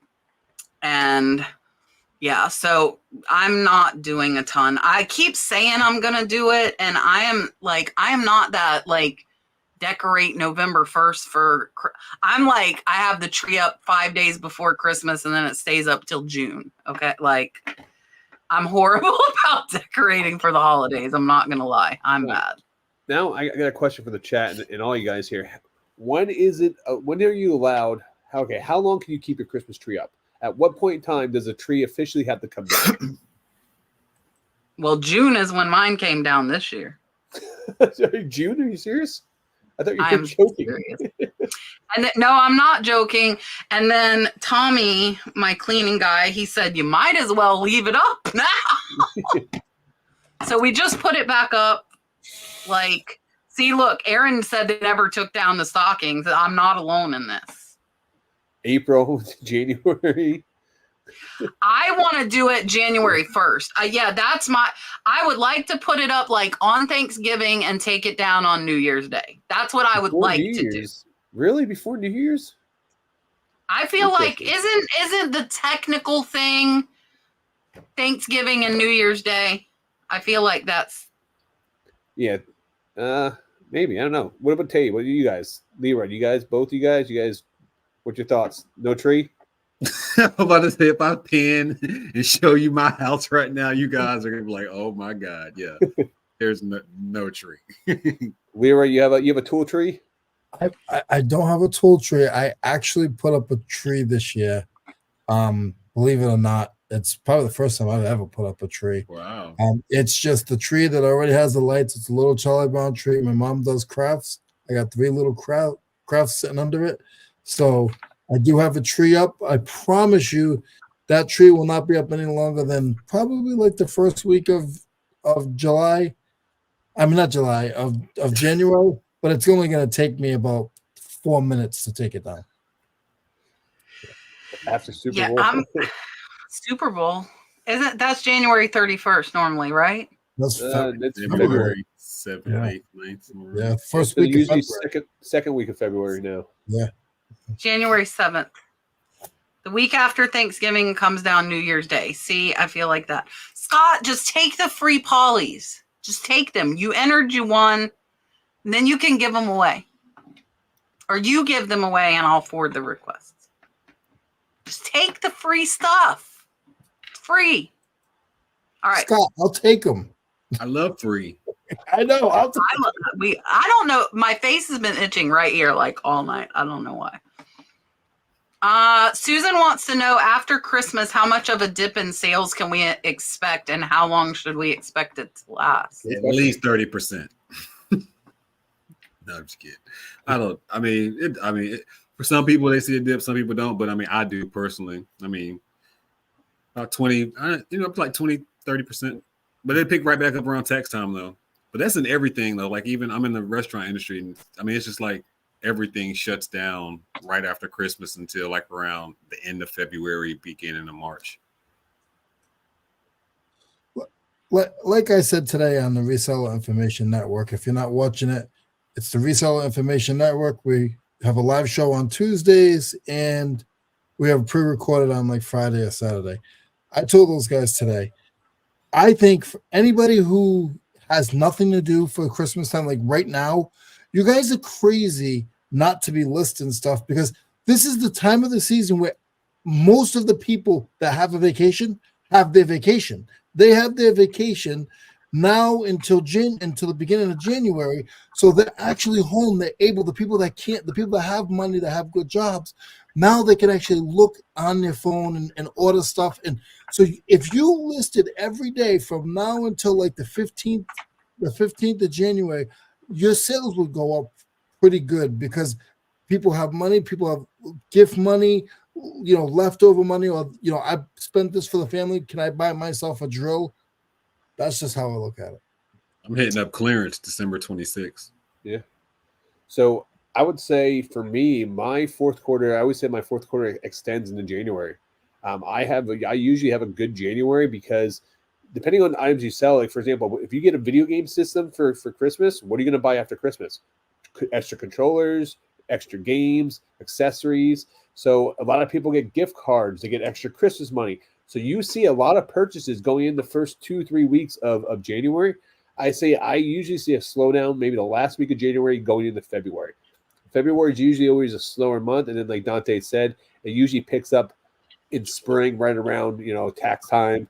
You can start seeing that turnover there. But I always have a strong, I think Leroy hit the nail on the head. You need to continue to list. Don't take off time here, because January is usually a really strong month for me. And that's because people neglect January. But man, there's a lot of sales that do roll over, in my opinion. Yeah, last year was the worst January I've ever had. Oh, really? Yeah, What'd you say, Tay? Last year's January and February, when it comes to eBay sales, was the worst I've ever had, ever. Yeah, for me, I don't see the dip, but that's because I don't do a ton of like new in the package gift stuff. I have like more items that people would buy for themselves, not a ton of gift stuff. So mine typically stay steady. Now this year we probably sold a lot more boxes because people are getting them for Christmas stuff. But what I can hope is people are going to get Christmas gifts and then and then they'll come and shop with us with their Christmas money. That's what we can hope. Yeah, I'm also lazy. Like I go on vacation mode probably November 15th, from like November 15th to like January. Like I haven't listed an item in weeks. Yeah, but you're also working. You were going to school and you had other life stuff going on. So it's not like you're not putting time and work and doing other things. Yeah. You know. Yeah, like I mean, I'm still listing like a ton. Yeah, sales go way up in February. Tax time. Yeah. I remember when I used to get a tax refund. That's been a while, but that used to be shopping time. So Scott says a slight dip in January, but vintage stuff isn't a popular Christmas gift item. Yeah, that's what I say as well. I think it really comes down to what you sell. You know. Yeah. I agree. For sure. Janice wants to know if we save any of our photos at all. I have 7,000 on Photo Lab. I'm scared to erase. Still haven't transferred it to list server, even though I'm paying. Yeah. I don't know if she meant list perfectly. I delete everything. Yeah, I delete when I'm on the plane. I travel like 4 times a year. So whenever I travel, I'll start deleting pictures. I'll start deleting, text messages. And so that quarterly, I'll delete my phone. I'll delete everything in my phone. It's just easier that way, but I don't do it all at once. I wish I did. I do it on my computer, but on my phone that I take the pictures, I don't. So I do have a lot on there too. Nira, I do that every time I travel too. Anytime I'm on a plane, I try to clear off my. I don't know why. It just because you got that I didn't notice. So yeah. Nobody told me. Yeah. For me, I mean, as soon as I take my photos and my items listed, I'm deleting those photos off my phone. I already got enough crap on there. I don't need anything else. And if I need to retake the photo, I'll take a photo. And by next time I take the photo, if it's a year later or whatever, it's going to be better because I'll have a better quality phone or a better quality camera. So no sense saving them in my eyes. Yeah, Like I agree. We don't save nothing. I've deleted videos. Yeah, we do the same. I delete my videos as soon as they're posted. I delete everything. Like, and my employees are taught, like, soon as it's listed, they delete it. Like, yeah, I don't want all that stuff on. Like, my phone would be so overfull. It would be, it wouldn't work. Well, since I think all of us just said we erase them, I don't know what the downside would be. Maybe somebody who doesn't erase them could tell you in the chat. Running out of space on your phone? Yeah, but I don't see a downside because they're posted on the platform. So really, you could screenshot them or save them if you needed them again. The only downfall would be if your account got deleted, you got kicked off eBay or something like that, and then you just had to retake all those photos. If you didn't back and up, you don't have list perfectly. Yeah, but I got 10,000 on my phone right now. 10,000 pictures. I probably so need to travel. You need to go travel. For real. How do I see the quantity? I don't see a quantity. Leroy has 10,000 pictures on his phone. I have 5,094, and I delete. So that's all like personal ones. I bought an external hard drive to like start copying them there, but I haven't done it, obviously. I have 207. I have 11,292. I have 1,200 screenshots on here. Yeah. Good Lord. Okay, now we know what I'll be doing tomorrow if I don't feel good. Deleting pictures. I just put this up here. There's no question. Fun Junk said, I receive a lot of best offers on my listing. Thank you to Kat for advice to check out the buyer's feedback they left for other sellers before accepting the offer. Lifesaver. Yeah, if they're lowballing me, I'm gonna check it because I'm not gonna give you a deal and let you come bash me with negative feedback at the same time. And a lot of times those are the ones that do it. Timeless Joe wants to know if any of us use an app to keep track of receipts, or do we have a scanner, or how do you keep track and what the items are, like for the stores with the generic label. I use a QuickBooks Self-Employed. Been using it for probably about 3 years now. Takes pictures of all of my receipts. It tracks my gas. It helps with the taxes. Any transactions. If I go eat at McDonald's during business, I take a picture of everything. It does it all, and it costs like $196 for the year, I believe, and that's a tax deduction. So, yeah. I do all my stuff through my banking.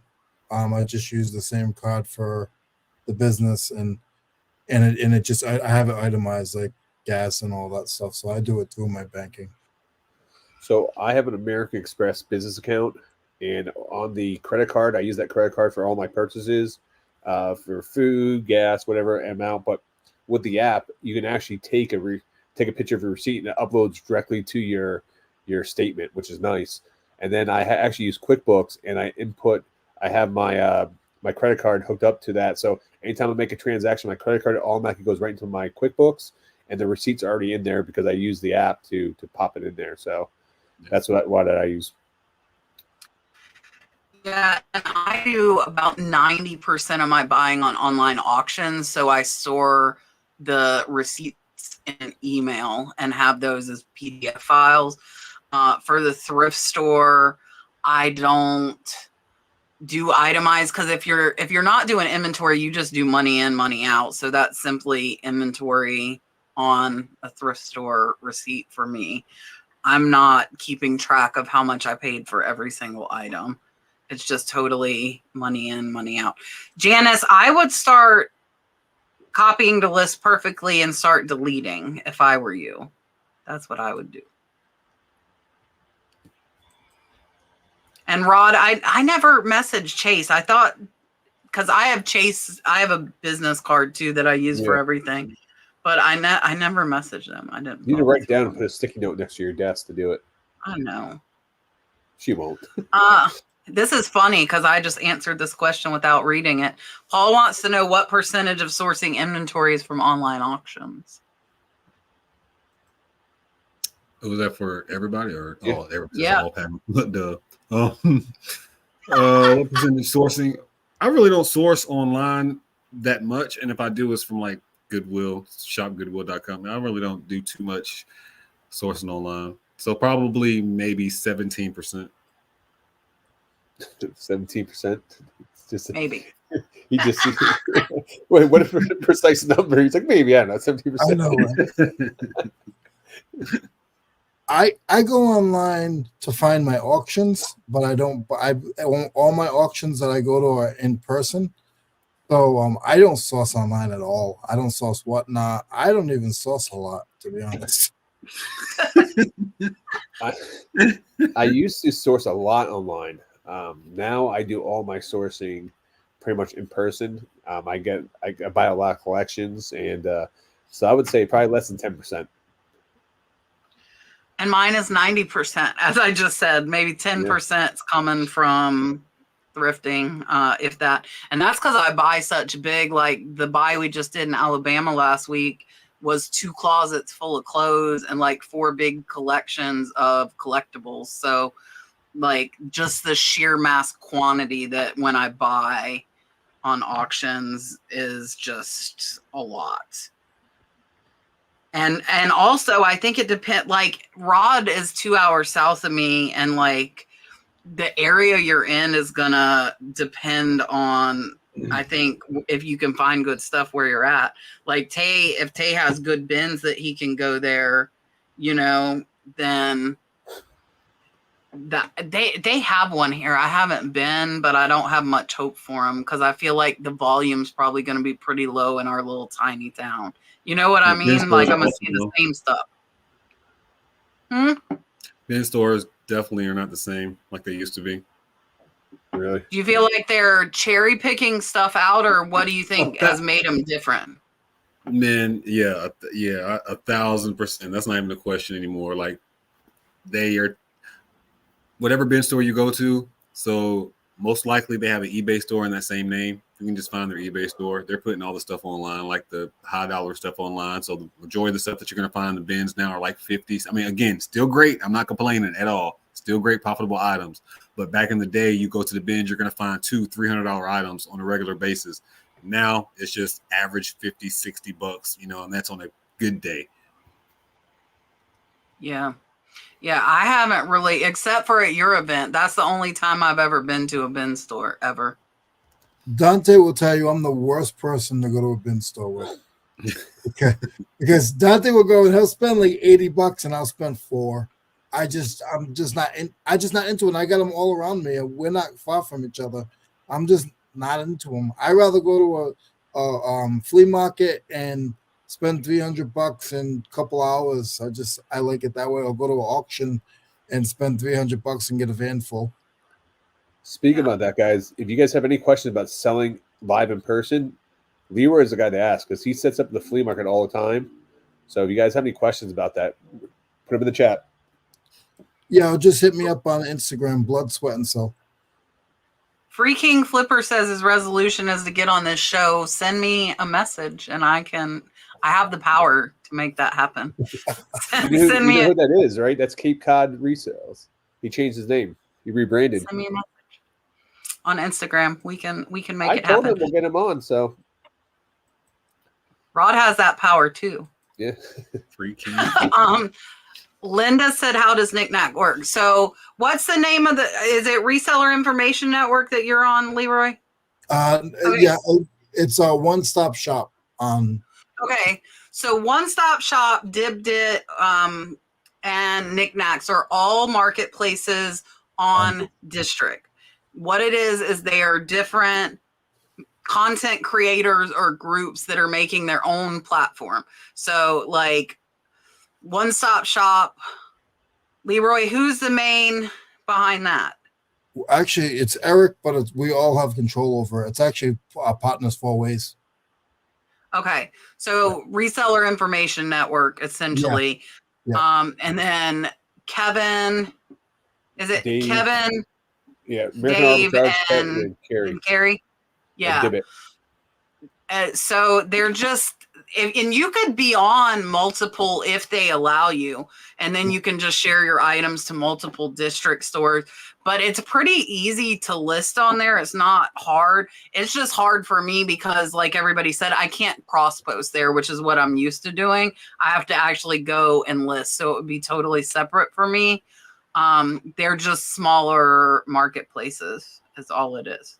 I don't know if that answered your question or not, but you could probably search for how District works because that's where all these marketplaces are that you're seeing.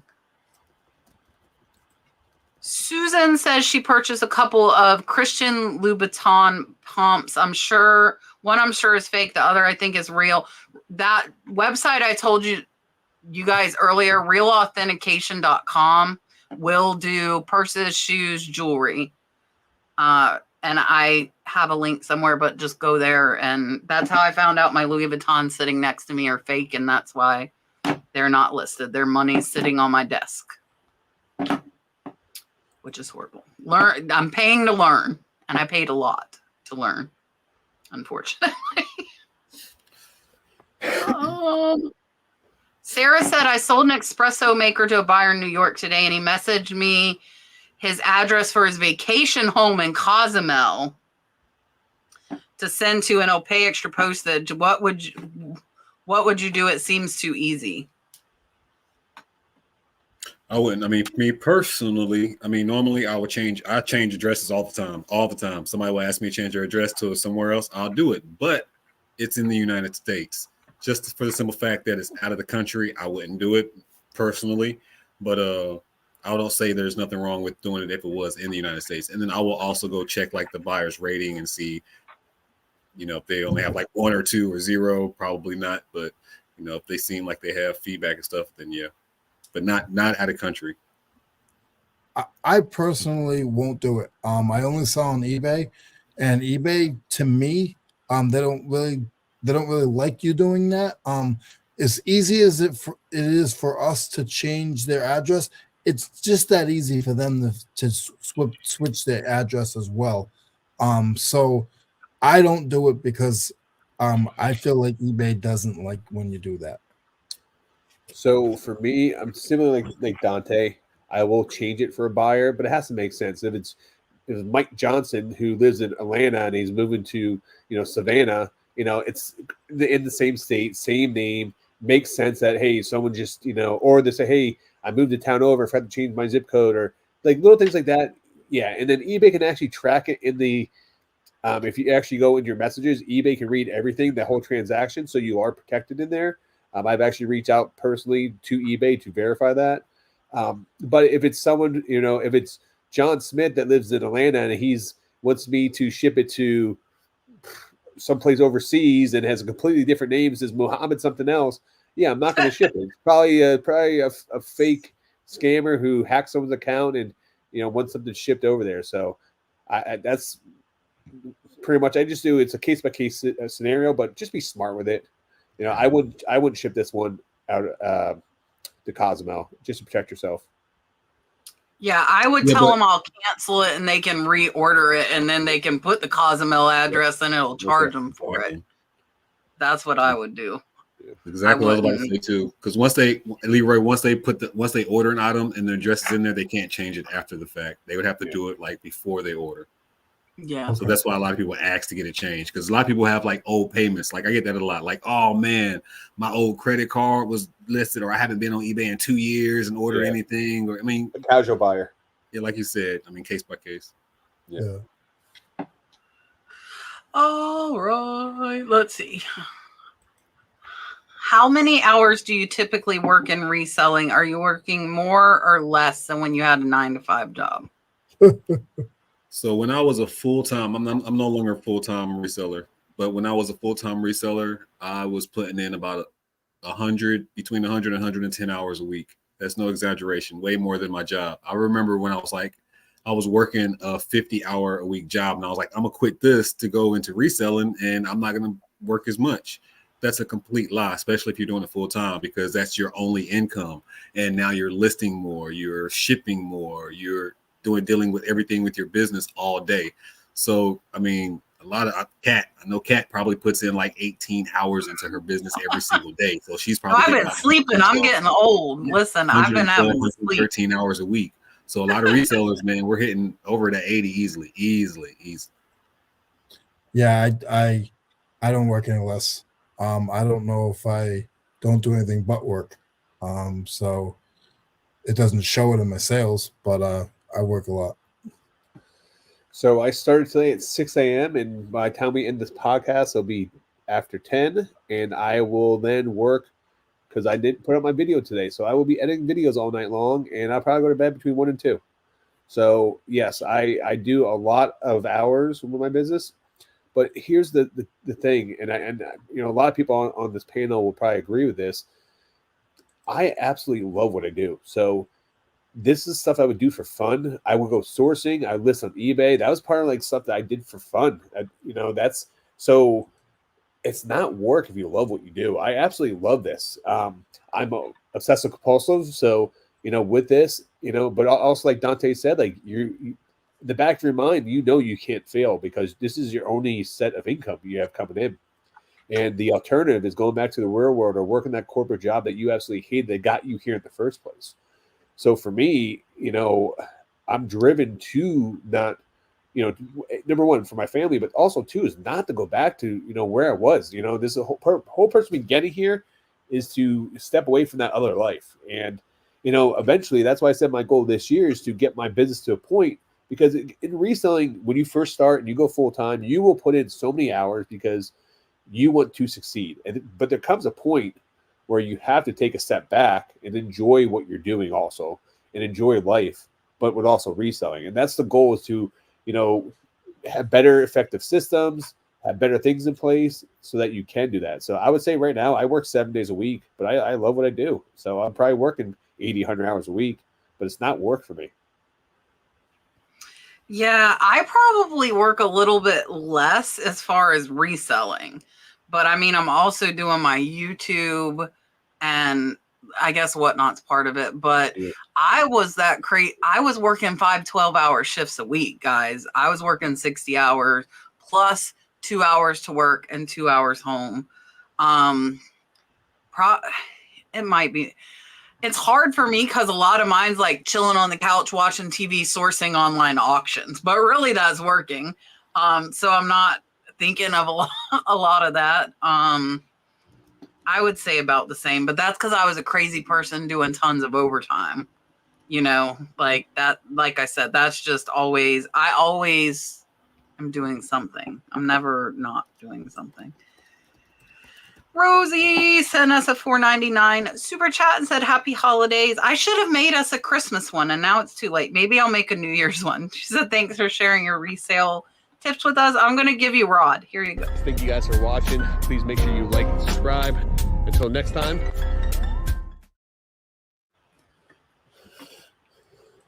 We haven't done that one in a while. All right. How do you ship your stuffed animals that you sell? I don't sell a lot of plush, but if I did, it'd probably be in a box, some big box. I don't sell stuffed animals at all. So if I did, I'd put them in with the hammer or the screwdriver and ship them that way. I usually ship them in poly bags, big poly bags. But the best thing about stuffed animals is you can squish a lot of them down into a box. So I will ship them in smaller boxes. Just depends on what I'm doing. So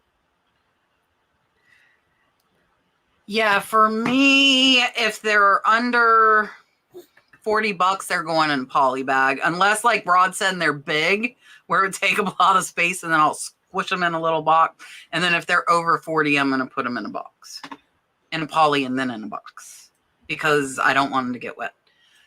Rana wants to know if we think Whatnot is a good way to sell. I just didn't see it. I'm starting to watch Poshmark shows and develop relationships so I can sell on their shows.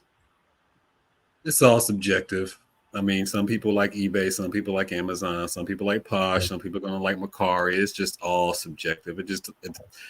How do you like selling? Do you like interacting with your buyers? Do you have a bubbly personality? Is that a little bit better for you? I mean, it's all subjective.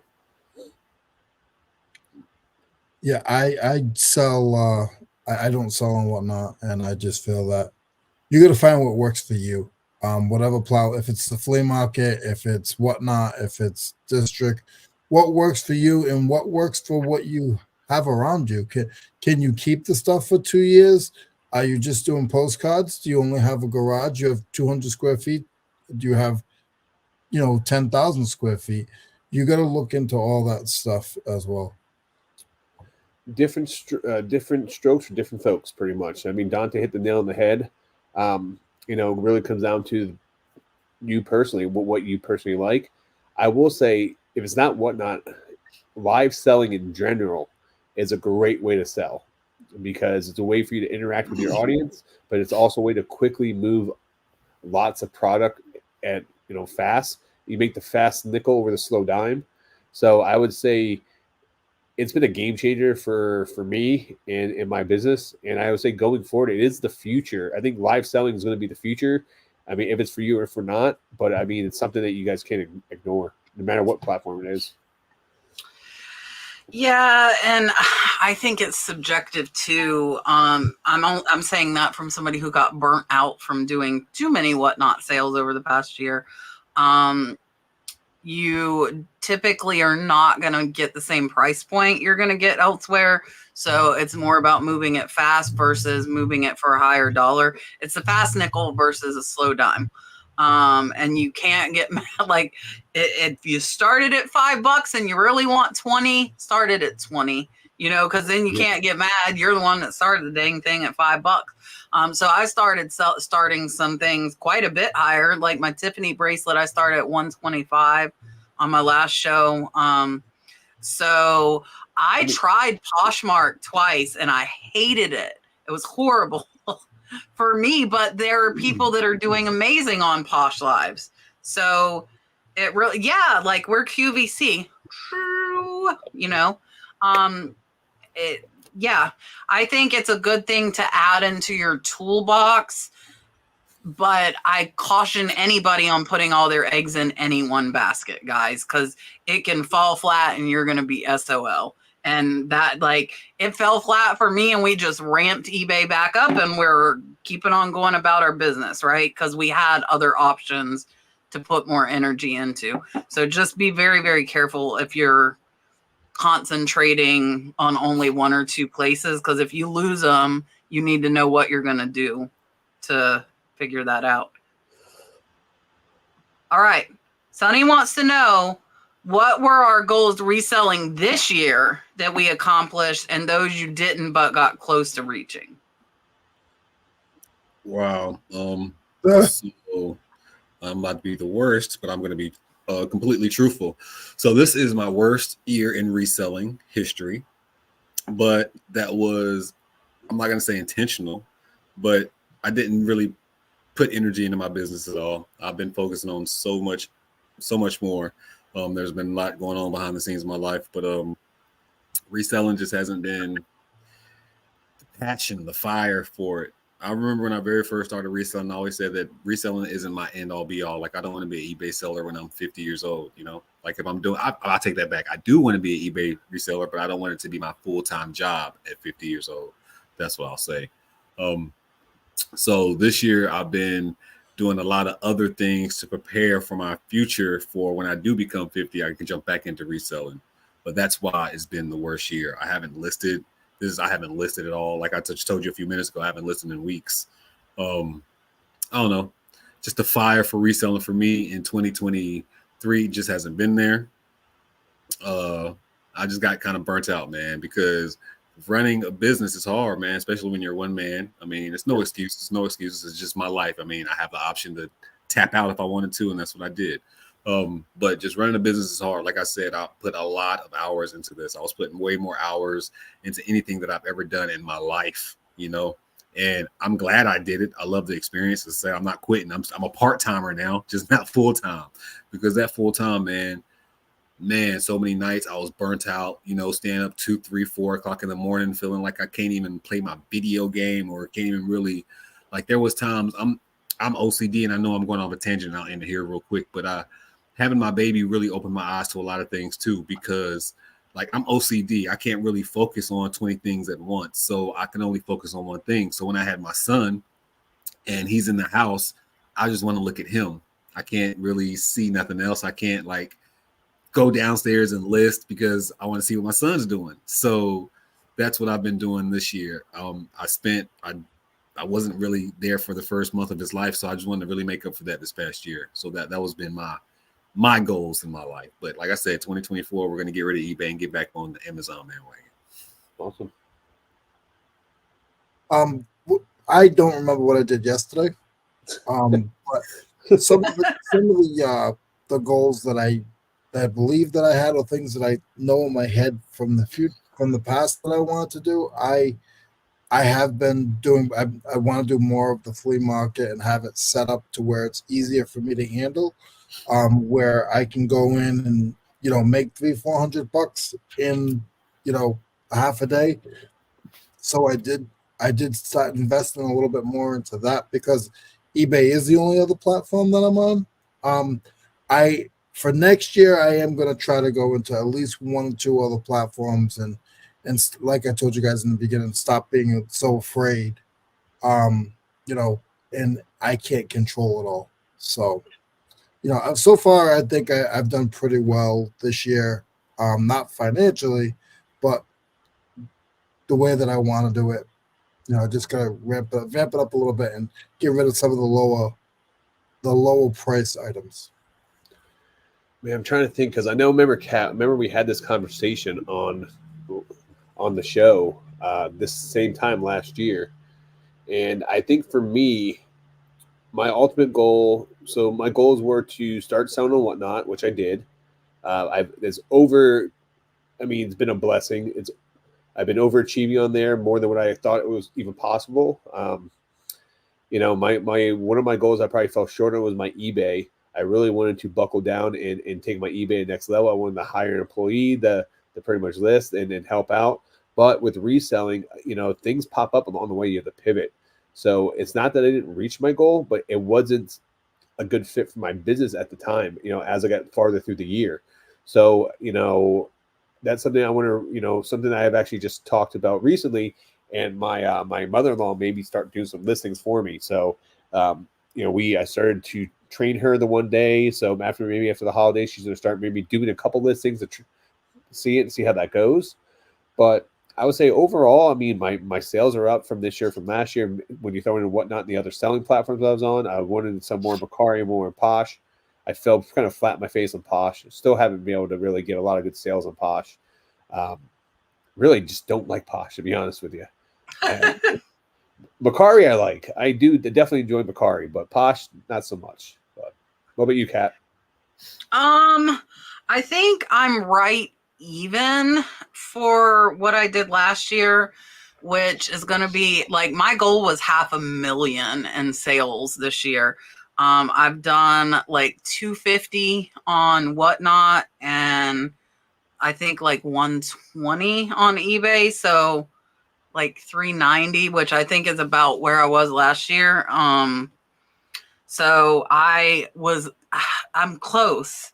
And I'm 100,000 not close. It's close to me. It's close. I'm like 80% of the way there, right? 80% of the way.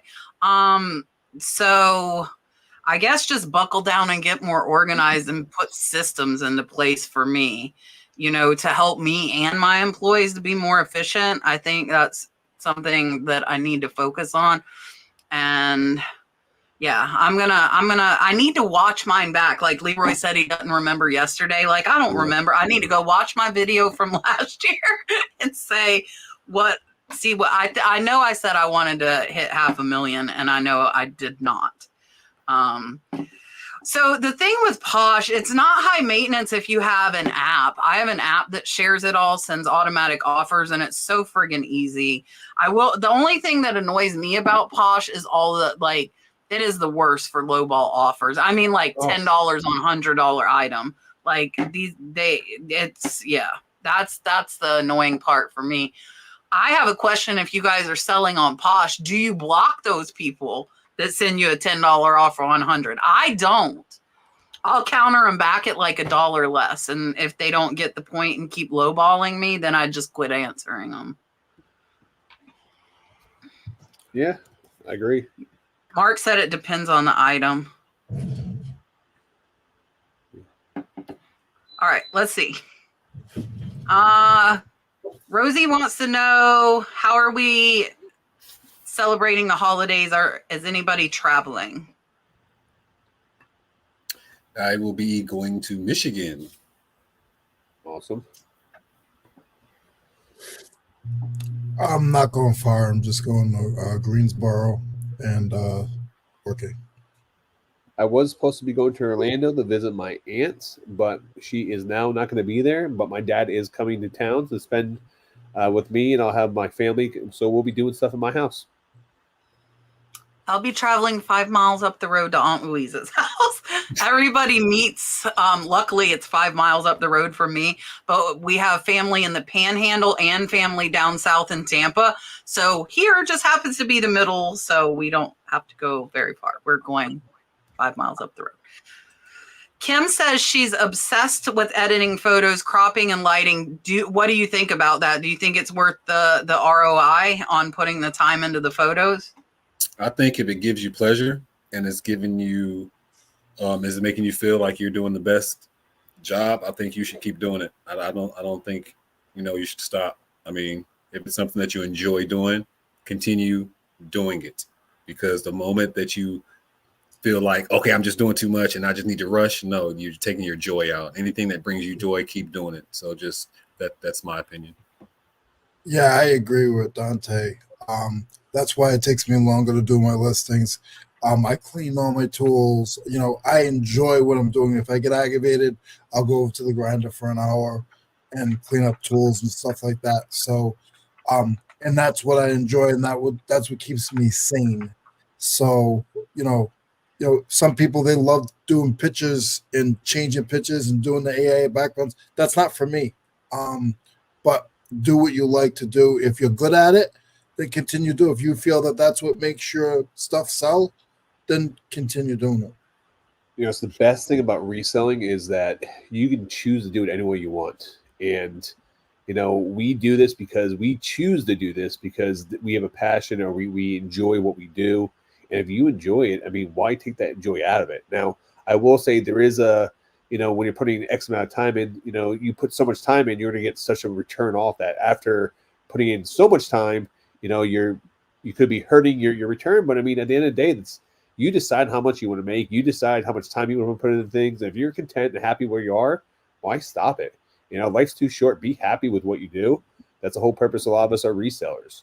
So I would say, there's a lot of top sellers. If you ever look at tech and sports, he's the number one clothing seller in half a dozen categories on eBay. And his pictures aren't the best. You don't have to have the best pictures to get a lot of sales. He's about being quick and efficient, taking pictures and go. But you know what? When someone like yourself says that you're obsessed with editing your photos, that means you take pride in your business and that you want to present that to your customers. And there's nothing wrong with that. Yeah. And I would say for me, I will do it for the higher dollar. I'll do the AI photo that makes the $200 piece of jewelry look nice. And if it's what you want, then do it. I agree with everybody else. I would just say, you're welcome, Marcia. I would just say that I wouldn't do it like on $10 items, that would be my thing as a business person to you. If you're doing it as a business and you need the income, think about the cost or the return on the item. So don't take the time on a $10 item that you would on a $100 item. That's how I look at it. Like my $10 items, they're going to be on plain backgrounds, boom, and done.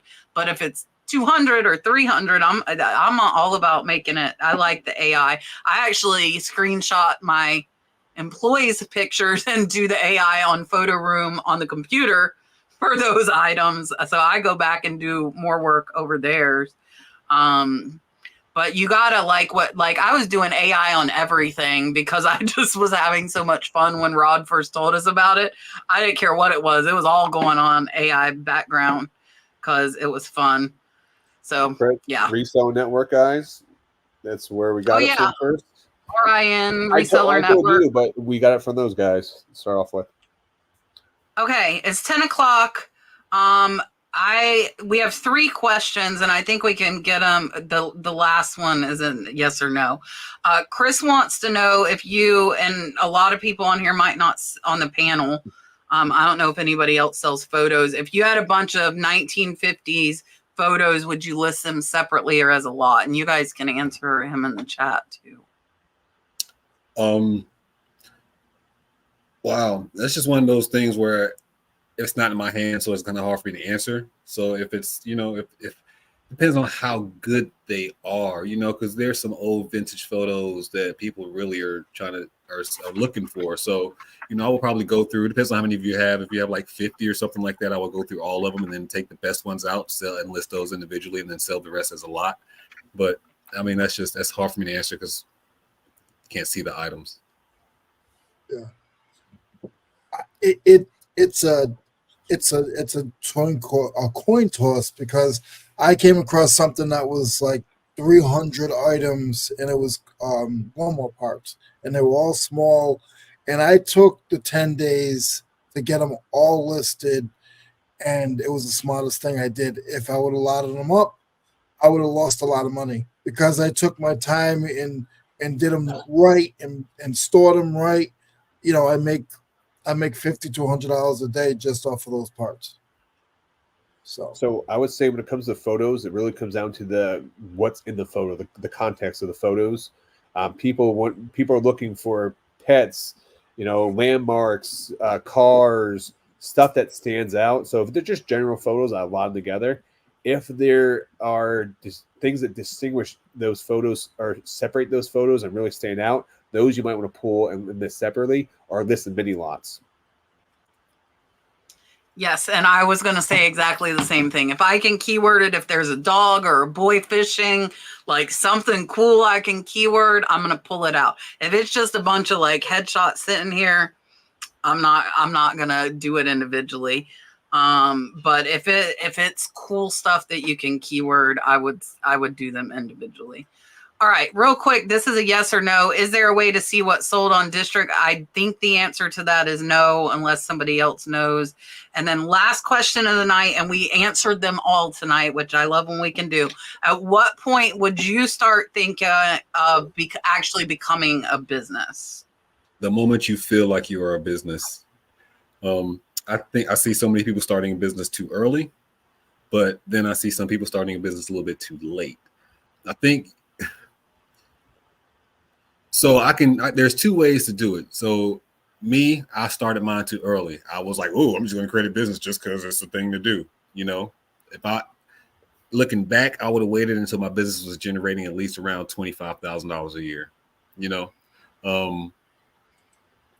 because really you don't need to if you're making under that. I mean, you really don't need to unless you're making like $50-something, but I just wanted all the tax benefits and things that comes with the business. I wanted to keep my business separated from my personal. So there's a lot of other reasons I started a business. But that's all. Why do you want to create a business? You know, some people just want to have a business just to have a business. They're not even generating enough sales to even have a business. So I guess that's what it all really comes down. When do you feel like you're actually a business? Once you start being overwhelmed, you're probably a business. I'm gonna make it fast and just copy Dante. It's when you feel overwhelmed, and when you feel like you keep going to that next level, then it's time to start doing the right things as business. Yeah, I would say when you start making money, and that money can impact or change your life, that's when you're looking. It's going to be a business for you. You know, you need to start taking a little bit more serious. Because you will end up having to start paying taxes on that, and that's the biggest thing, that you want to protect your money. So make sure when you start getting some sales and you start getting that momentum going, you really need to take a step back and look at this as a business. But you could also do it as a hobby and still make sure the key is keep your receipts, know your mileage, because you can claim it as income without having a business license. You don't have to have a business license, but you're going to be SOL when you go claim that income, and then you don't have it, like your receipts to show all the stuff you bought, the mileage, your phone, your internet, whatever you're using. Marcia says check with the accountant. That's a great idea. If the accountant thinks, like, we just changed to S Corp last year because we have payroll and employees. We were, just a regular LLC before that.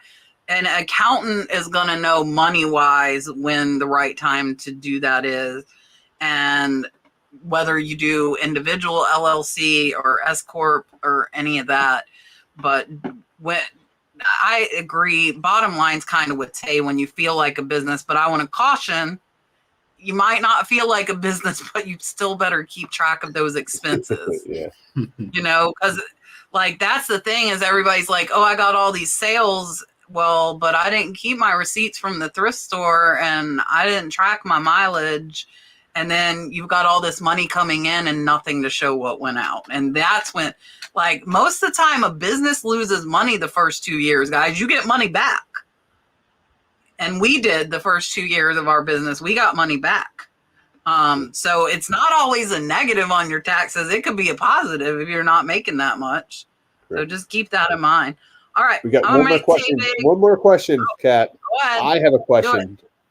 So for those that don't know, I quit my job probably about a year and a half ago, whatever. And when I quit my job, I talked to Cincinnati Picker, and he invited me to go to Dante's event. Okay. And that event pretty much changed my life. And I met Leroy, I met Kat, met you, I met so many other great resellers like Derek Fundamentals, the Atlanta Flippers, 8H Dave, Commonwealth Picker, all these people that pretty much have changed my projection path going forward. The question is, though, will we see a Prison2Profit event here in the future? Put you in the spot. It's complete transparency. I like being honest on the internet. Okay. So there's just so many events, so many reselling events, so many things that's going on that I was going to put one together this year. And once it fell apart, I just took that as a sign that there was just too many events that I didn't need to do it anymore. But when I didn't do it, I got so many people who've been to my events hit me up. Well, not so many people, about 14 people were like, why did you not do the convention this year? Why did you not do the convention? Next year, I thought about it. I've already talked to a person about doing one next year. So if I do, it's probably going to happen in like springtime, because normally it happens in like October, late in the year. So it probably happened a little bit earlier. But yeah, we're just going to say yes right now. It could change, but we'll say yes. Awesome. Great to hear. All right, Tae, tell him, and then Leroy, let's do it, and then me and Rod. Here's Tae. I just want to say thank you guys for joining us tonight. Please make sure that you subscribe to Cat's channel if you're not currently subscribed. Make sure you subscribe to Picking and Punching as well, and subscribe to Blood, Sweat, and Sell. Don't subscribe to me. You're not missing nothing. But my motto is, guys, we only get one life, man. Subject that people don't like to talk about. It's going to end at some point. So just make sure that when we're walking this life that we try to bless as many people as we can, man. So that's my goodbye, I guess. Perfect. Here's Leroy. All right, guys. Well, everybody on the panel, I hope you guys have a good holiday season. Everybody in the chat, hope you guys have a good holiday season.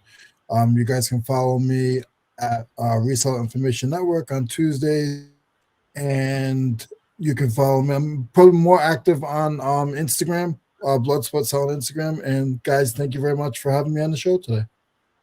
Perfect. Rod? First and foremost, thanks for our guests being on the show. Thanks for everyone in the chat here. We do want to wish, this is the last show right before the holidays here, so I'd like to wish everyone a happy and Merry Christmas. If you guys do celebrate Christmas, Happy Hanukkah, because I know we just went through Hanukkah there. And so for me, I drop a video every Tuesday. I've had such a ridiculous day today. My videos will drop tomorrow, so if you guys are looking for that, check tomorrow morning. I should drop it probably like 10 a.m. tomorrow morning. I will drop a new video probably on Thursday on tomorrow's Wednesday. Yeah, Flipping and Punching channels and drop on Thursday. It's been just crazy here, guys. This Saturday, I'll be doing Saturday morning, 11 a.m. I'll be on Whatnot. I'm part of a raid train for storage units. I'll be giving away a ton of free stuff, and I'll be on there for an hour from 11 to 12 Eastern Standard Time. So come follow me. And yeah, I hope you guys all have a good holiday.